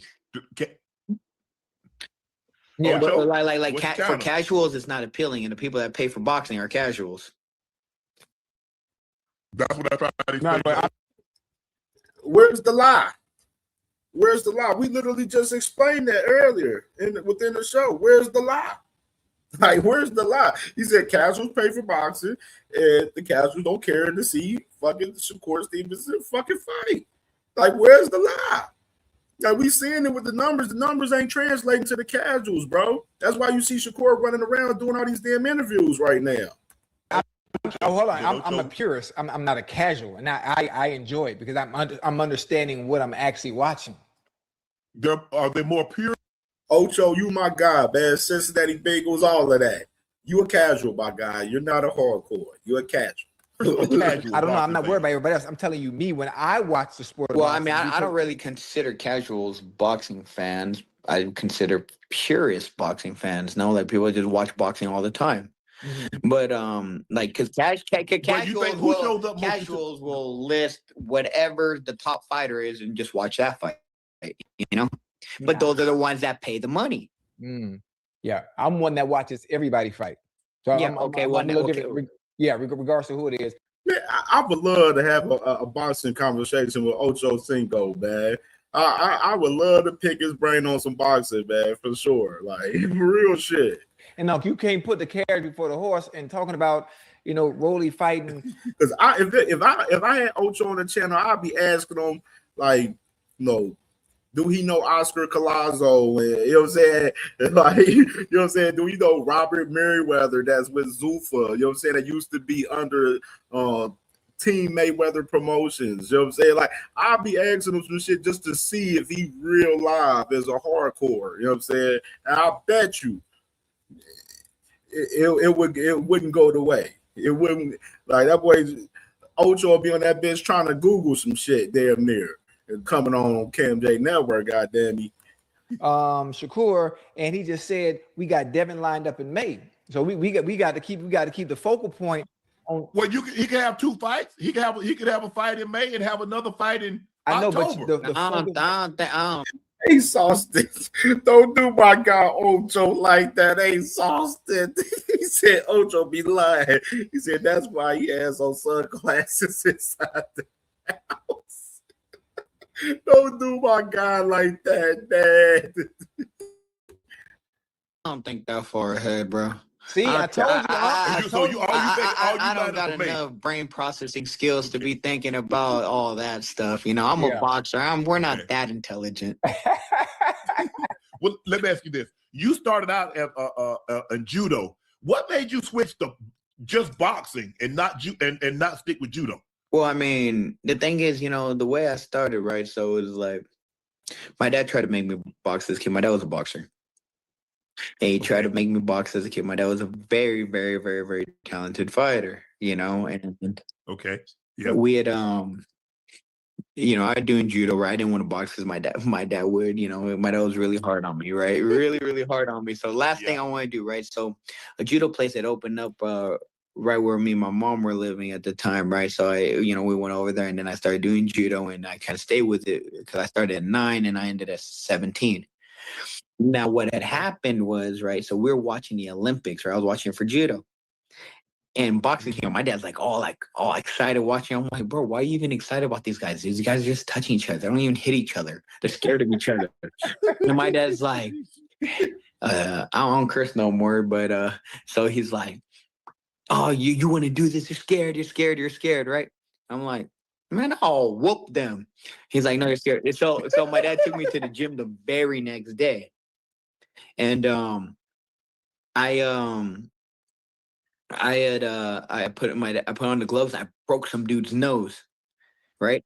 Yeah, literally just wild swinging, right? And I go to the gym 2 days later. I do the same thing. I break somebody else's nose. My dad's like, hey, punch me as hard as you can right here. I'm like, no. I was like, you're gonna hit me. And he's like, no, punch me for real. I'm like, no, you're gonna hit me. He's like, no, for real, punch me. I punched them both. At that moment, my dad realized, no, this dude can crack. Because, like, you know, I mean, my dad make me like hit pads as a kid sometimes, all stuff. But I just barely touch it, you know, all stuff, you know. So it's like, that's how that's and I was like, well, I mean, I want to do this last tournament in judo, right? So I ended up doing the last tournament in judo in December of 2012. After that, I ended up starting boxing. Boxing. You mentioned earlier, I think you was talking about it today, that Floyd Mayweather was an early influence on your life, early mentor, and he probably doesn't know the influence that he had on your life. All right, so I'm going to fast forward this part. Right, I walked into the dressing room. I didn't even say hi. I'm going to fast forward. I want to get to the nitty gritty with browser that puts you in control with a brand new him. And I change my clothes. I go outside, and Rafael Garcia's old cut man's right there. And I'm like, Rafa, I think my hand's broken. He touches it, all stuff. But he's like, it's not broken. I'm like, well, why won't it heal, bro? It's been about 2 months now, bro. It won't heal. And he's like, take green menthol alcohol and ice and mix it and just ice it every day like that for 3 weeks and don't hit with it no matter what. I'm like, okay. I go to stand up. He grabs my shirt and pulls me back down. And I'm like, why? He's like, you'll see. Literally 30 seconds later, Floyd walks right past me into his Rolls Royce. And I look at he looks at the side view mirror and he's like, champ, come here. I'm like, what's up, champ? He's like, write down your name. He gave me his phone. He's like, write down your name. I write down my name. He's like, I got you. He shakes my hand. 15 minutes later, his assistant calls me. He's like, Rolly, where you at? I'm like, I'm at the gym. She's like, okay, stay there. I'll be there in 15 minutes. She gives me a check for $2,000. And I remember I just stood there frozen like, what? Like frozen, just looking at the check like, bro, like this money is from God. Because there's no reason why that's the only money Floyd had ever given me. He spoiled, you know, so many other fighters in the past, you know, and they all did him dirty. But that $2,000 I looked at, right, and I'm like, there's no way. The first thing I do, right, I call my mom. I'm like, Mom, hey, Mom, I got some money. I want to take Ariel to the aquarium, right? So I take her to the aquarium next day. That was August 2nd now. The next day, I go to Toyota dealership. I'm like, man, I'm gonna be a world champion. I'm signed to Floyd. Salute to my boy Big Bob Gun in the building, man. Salute, bro. Salute to my guy, man. Yada yada yada, all this stuff. Right, dude. They gave me a car off the lot, no interest, no down payment, no nothing. I had about $1,500 and a brand new car. I never in my whole entire life needed money again. If for whatever reason I ran out of money, it was like it would fall out of the sky. Like, bro, like a side hustle would just come out of nowhere, or like, you know, I'd be gifted something or something. I never needed money again in my life after that. Wow. But Incredible. there was no reason for me to have that money. And then on top of that, you know, you throw everything else into that. I heard a mysterious voice the day before, and I ain't religious. I wasn't religious. Yeah. Right. Explain that to me. Mm-hmm. Every one of my problems got solved from one day to another. Everything. So that's amazing. You salute to my T Hill, man. What's good, my brother? Your reputation is you're a hard puncher. Yeah. And you like you. I mean, looking at your resume, 17-2, 13 wins by KO. 76% of your fight, he basically don't remember a whole lot the shot that you caught him with. Like when you go into a fight, Rolly, tell me what's your thought process. You're like, okay, I see some things I can take advantage of. I'm trying to land this power. But hell, every shot you throw is damn power. You try to get him up out of you. When your dad say you're a hard puncher, when you hit him in his arm, you say you're a hard puncher. You took that to heart, and you like, okay, I'm trying to get you up out of here. Yeah, I like punching people in the face. I mean, what else, man? Dude, like, bro, I joined boxing to try to hurt people. I didn't join boxing to try to love people. Facts. Right. Hey. Facts. I love that right there. I love that from Rolly right there.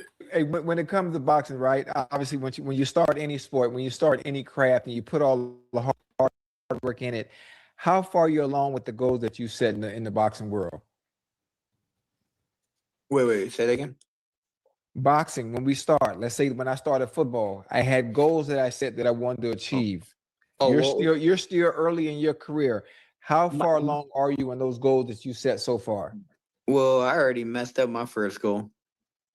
But what was your first goal? Well, I didn't mess it up, but I mean, you know, things happen, you know. But my first goal, I wanted to go to the Olympics. That's what I wanted. That was my dream. Yeah. But I already achieved all my other dreams in boxing. I mean, shoot, I'm a 3-division champion. Like, well, what else is, you know? Right. Now, I mean, unify, be on pound for pound list, get all 4 belts, all that stuff. You know, that's all. You know, that's all gonna come. You know. Right. But I have 19 fights and I've been champion in 3 divisions. There's only one other fighter in history that did that, and that's Lomachenko. Loma was nice. Tell me another fighter with 3 world titles in 3 divisions with less than 20 fights, other than me and Loma. There isn't. Wow. You've been in the news a lot this week, Rolly. You know why you've been in the news. He saw the stupid. He said, Rolly funny. He said, dude said Shakur act like boxing is empty because he don't want to hurt nobody.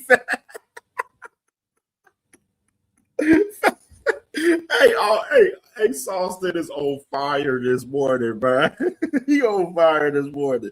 Enigma was good, brother. What's popping, bro? That boy T Hill said Tank out here fighting 3 and 4 division champions and whatnot. Hey, they say he don't fight nobody. That's what they say, T Hill. They say Tank ain't fought nobody. He ain't fought no champions.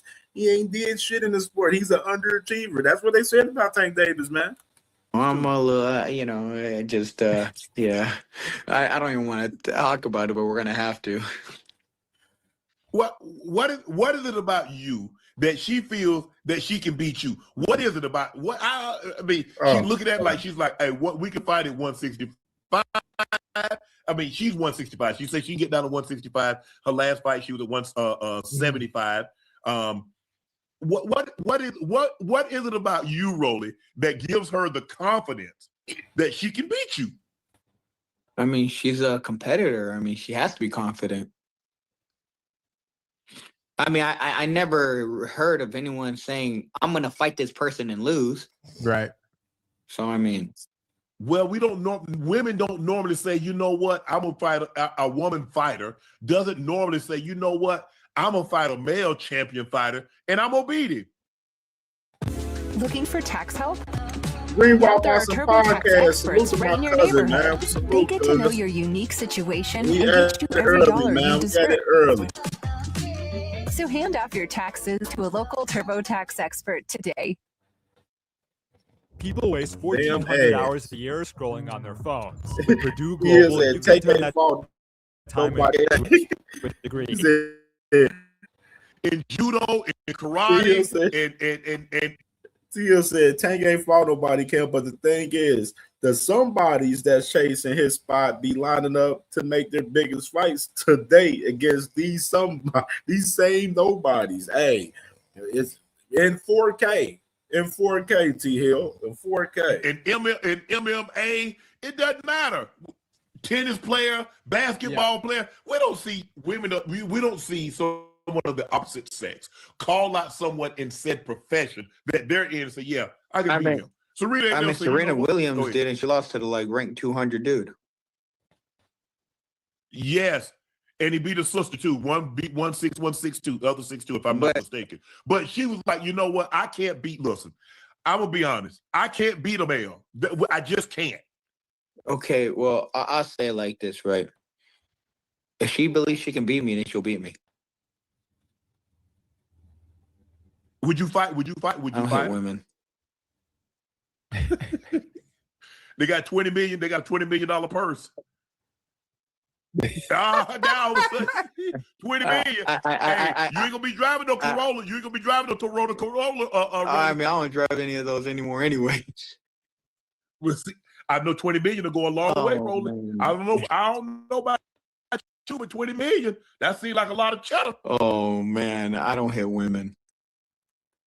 Yeah, man, bro. Like the conversation about Rolly and Clarissa for real is stupid as fuck. It's only like this conversation came about from an old interview that Clarissa did, and then it resurfaced, and then it came back into play to where Shannon and Ocho, they interviewed Clarissa a couple nights ago, and now they got Rolly here, right here. I just don't hit women. It's not even about the money. 20 million, 30 million, 100 million, bro. I wouldn't sell myself to go hit a woman. I mean, that'll be a sanctioned fight, though, Rolly. Rolly, you in the squeeze. Don't y'all find it kind of crazy that Clarissa's going at like Keith Thurman and Rolly and stuff? She think like they ass. You know what I'm saying? And then you got Devin literally out here trying to negotiate a fight and fight Rolly Romero right now. Don't y'all find that real ironic? When you in the square. I better read the room of what I just said. I just said some shit. It might went over some people's heads, but I find it real ironic that these people, you know, like Clarissa Shields wants to fight men when she's like, it's obviously she thinks Rolly is trash. She thinks he ain't good.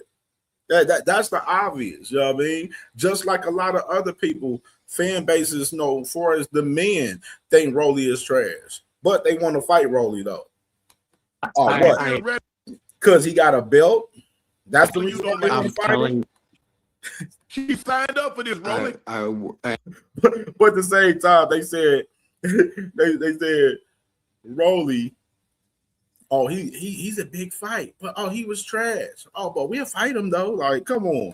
I know women sign up all the time and do stupid things, right? And all this stuff. I'm telling you, it's not in my moral compass to go hit a woman. Yeah. Okay. But if she believes she can beat, she can beat me, she will beat me. Facts, no more sleepwalking. Facts. Okay. Plus So facts, so Rolly and Devin, we're looking at something around May. So we're looking at something around 8 weeks from now. Yeah, you know, I can't fight Devin now either. He's a woman. You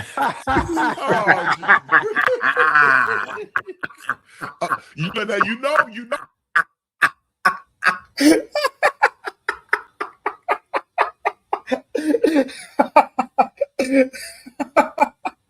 Hey, bro. He said he said I can't fight Devin, man, because he's a woman, dog. Hey.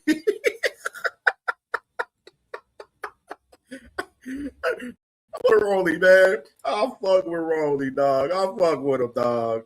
I'll fuck. Ray B was good, bro. I'll fuck with you, Rolly, dog. No, he's watching this, right? Who cares? Hey, Rolly, you in camp already? No, I've just been chilling. I mean, I'll go. I mean, the thing is, I'll go hit the bag and stuff like that. But like, there's training, and then there's training. Right. You understand what I mean? There's no. Yeah, absolutely. There's okay. Oh my God! Sacred releases immediately man. and blocks acid that He causes said, I can't for hit 24 that hours. because he's a Feel the woman, bro. difference. That's fucking hilarious. That's Rub fucking that, it won't hilarious. scratch your pants, and it won't smell for up to 12 weeks after first That use. is Now hilarious. this, yeah. I don't want to be at home bored because what am I gonna go do? I can only eat so many hot Cheetos. Sexy Kendra was good, sis. Was good. Good morning, sis. Good morning. And play video games. Right. Hold on, roll it. If you talk about Fat and Devin in May, I mean, shouldn't you be like hunkering down? I mean, shoot, I was eating some chest mix right now. Well, It does seem like you checking Devin. Hey, when it comes to a fight camp, what you need 2 or 3 months. Normally, when you have 2 a fight. days. 2 days. Yeah, because he a gym rat though. He always in the gym. Nah, 2 days. Honest, 2 days. You need 2 days for Devin. 2 days.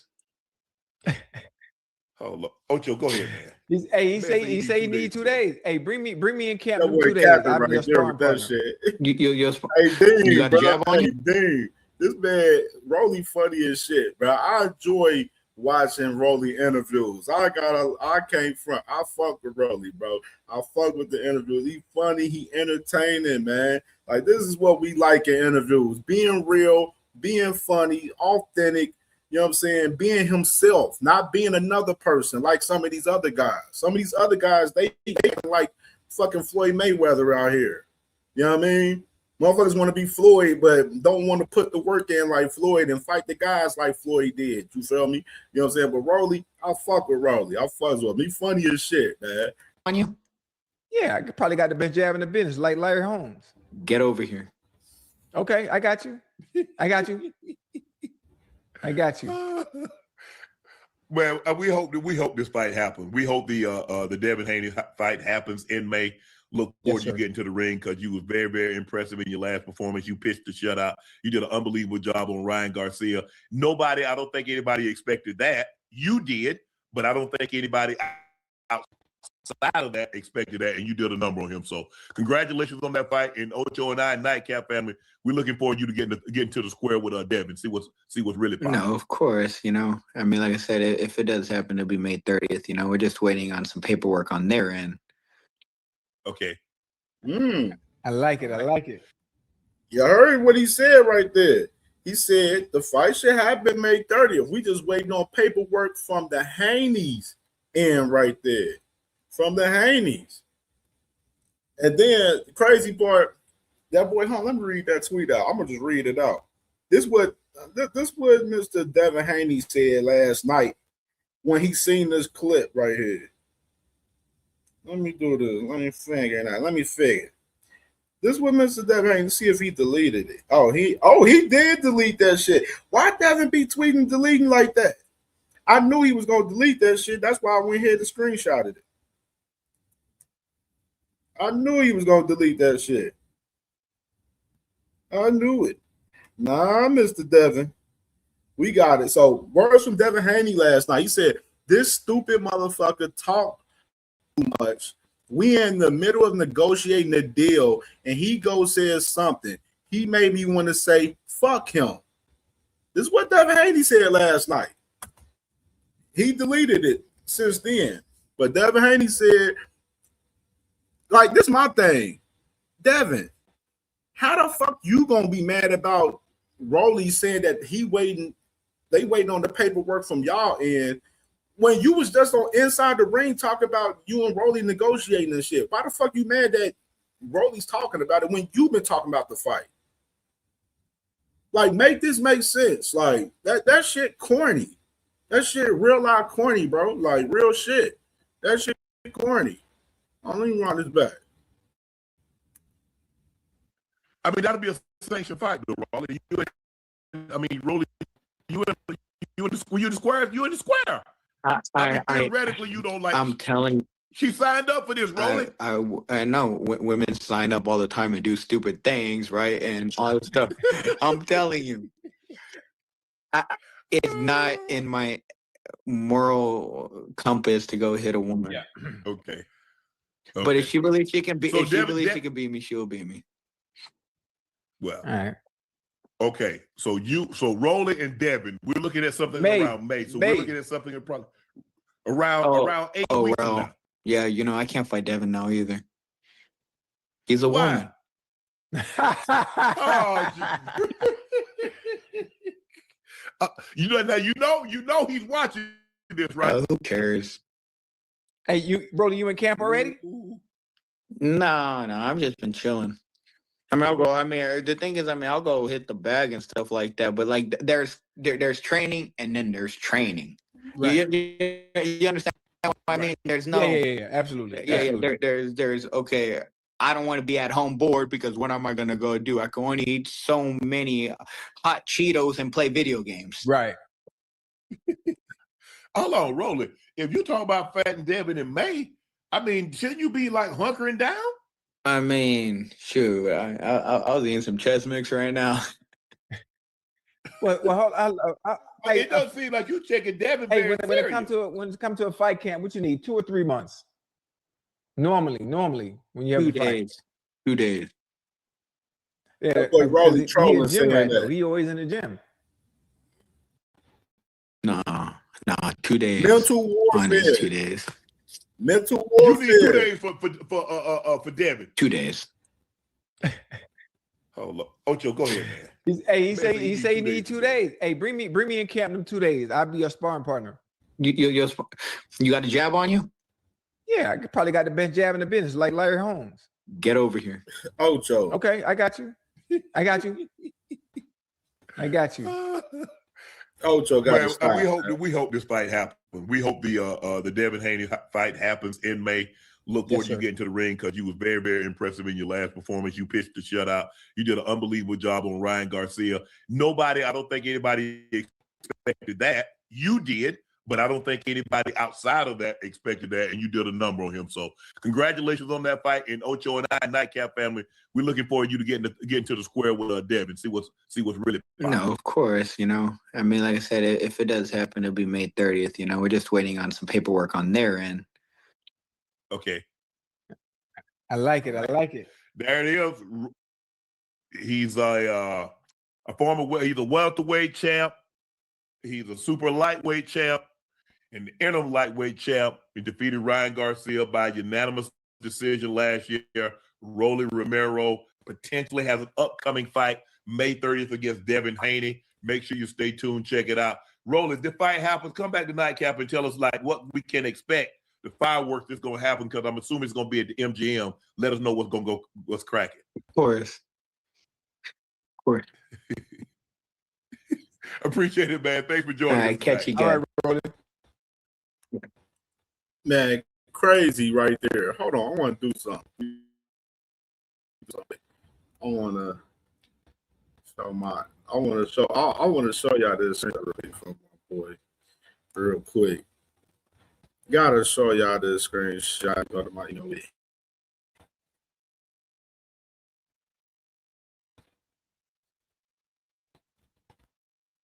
A whole bunch of emails and shit.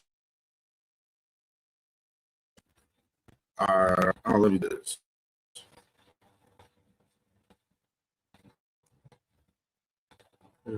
Sure.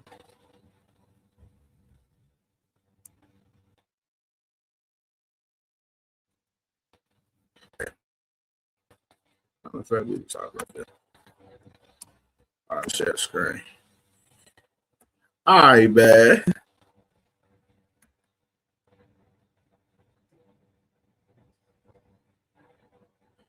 Crazy. Island, bro. Lee just said, and Rolly said, you got a jab on you. yeah, man. Yeah, T Hill. Yeah, Ocho, he done fought in a couple of fights, man, on the exhibition celebrity side, man. You know what I'm saying? Shit. That one fight he had, I forgot who it was against. That boy got knocked down and everything. I think he ended up winning that fight, but Ocho, man, need to stay his ass with the podcast, man. Stay your ass with the podcast. That's what Ocho need to do right there. And Lee Jackson said, Devin looking for an excuse not to fight Rolly. Bro, it may seem that way. Because my thing is, why would you put that tweet out? You know what I'm saying? And why would you be frustrated about Rolly talking about the on Nightcap when you just did 2 interviews with Ring Magazine in 2 weeks and you talked about Rolly fighting him? Like, come on. Like, that's why I said these dudes be too sensitive, man. And y'all would have my boy TJ Tybee, he said Rolly already under his skin. Yeah, I believe he is. Like, I said it's a mental warfare, man. The art of war, man, going to these fights, you know what I mean? Like, I feel like Ryan Garcia is definitely in the Haney's head. That's why they ain't even going for that fight right now. They going for Rolly. But Rolly has a way to get to you, too. Rolly be popping this shit, too. You know what I'm saying? Rolly definitely be popping this shit, too. And like I said, with a lot of these fighters, it's a mental game. A lot of this shit in boxing is more mental, you know what I'm saying, just as much as it is physical. You know what I'm saying? My boy Enigma said Rolly is my guy. It's honestly hard not to like Rolly. For real. It's hard not to like Rolly, bro. Like Rolly, cool ass motherfucker, bro. Like, and you know what I'm saying? He's standing on business. He up here trying to fight, you know, the fights and shit. You know what I mean? I fuck with Rolly. I fucks with him. My boy Dragon Assassin was good, bro. Was good. I'm trying to see what else. It's something else. Something else I wanted to show y'all. It's something else. I'm trying to think of what it was. There's so much content out here right now. It's crazy right now. So much content. Let me see something real quick. If I think Shakur had a clip from Fat Joe that I wanted to, or hold on, Fat Joe. Oh no, matter of fact, I know what it is. The Fat Joe Data got a clip with talking about Devin Haney. Let me do that.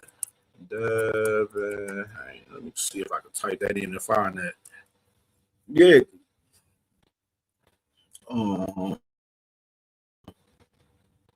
Shakur on Devin Haney.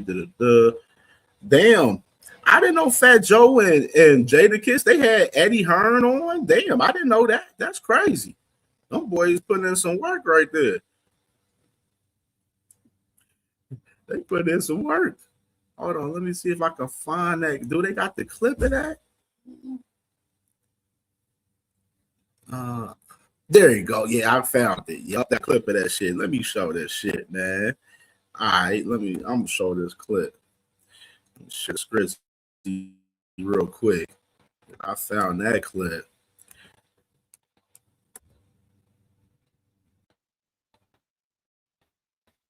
But I know Devin Haney, right?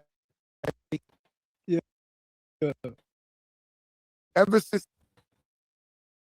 he got touched, it's not a lie. That is not none. He's still so talented to beat these guys, but somebody rung his bell to where the man not the same. He not the same after. He even though he won the belt, even though he won the last 2-3 fights, even though he's fighting scared.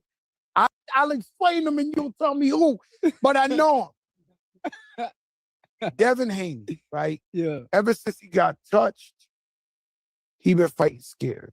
That is not a lie. That is not none. He's still so talented to beat these guys, but somebody rung his bell to where the man not the same. He not the same after even though he won the belt, even though he won the last 2-3 fights, even though he's fighting scared. I'll explain him and you'll tell me who.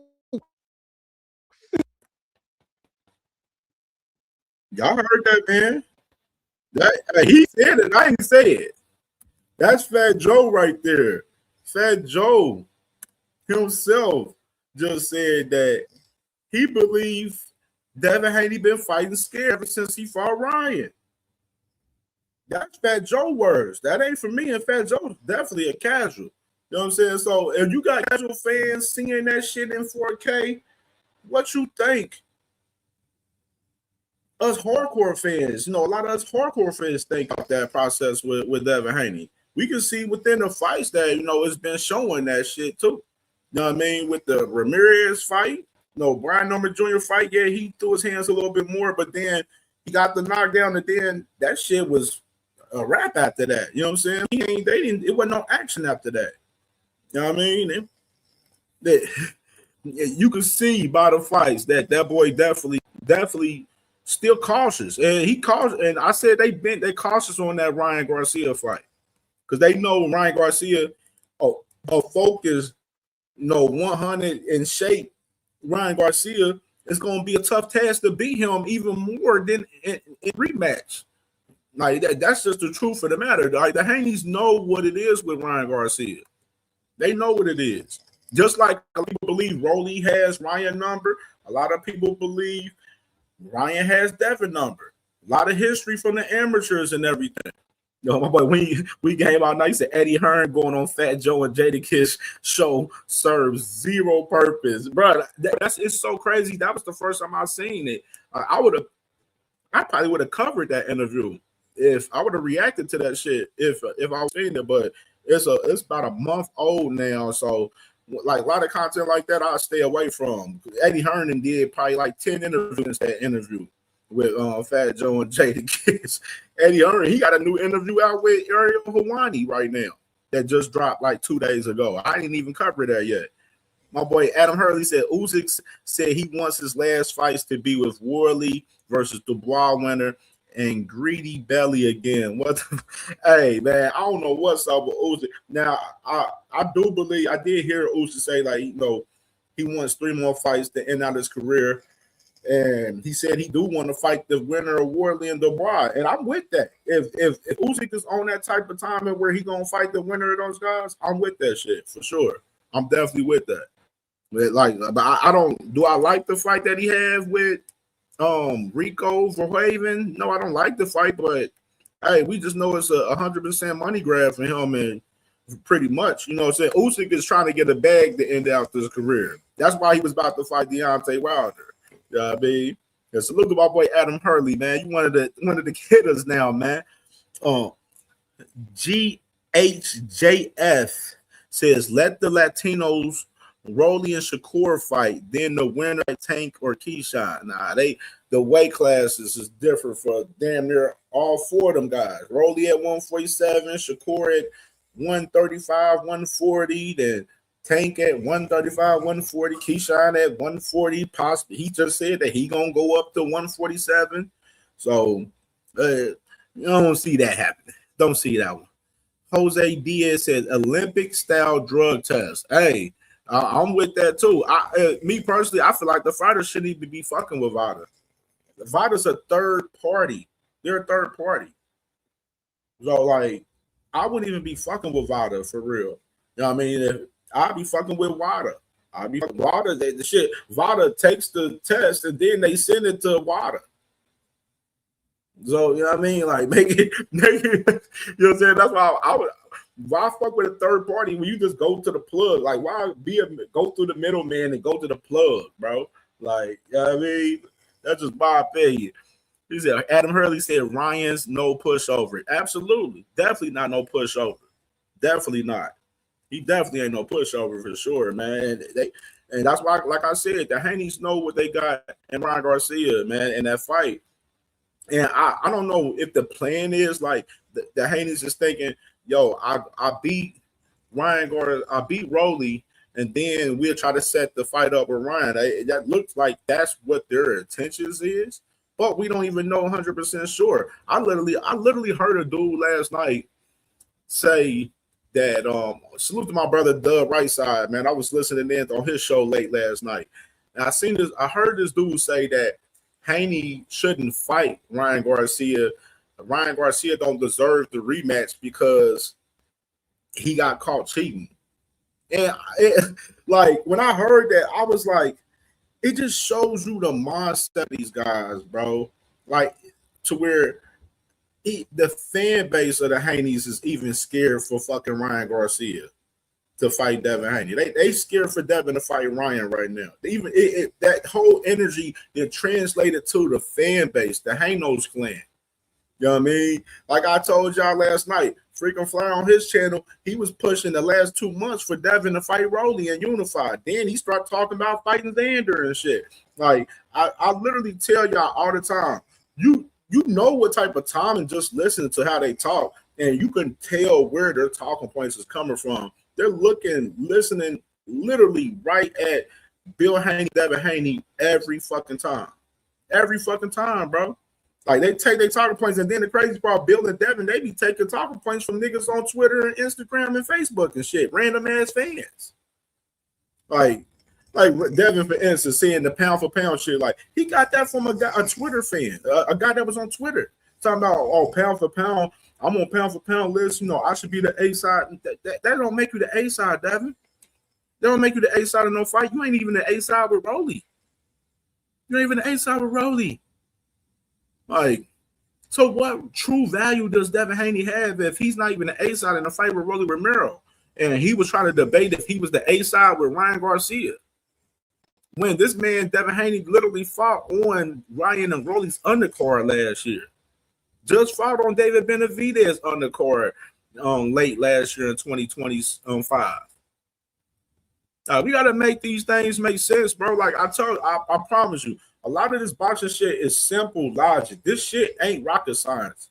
Like it's not that hard to understand and see a lot of these, situations in boxing through. Like it's not that hard. Real shit, man. But that's it for my time today, man. I just wanted to react to this shit, man. Salute to my family, man. You already know.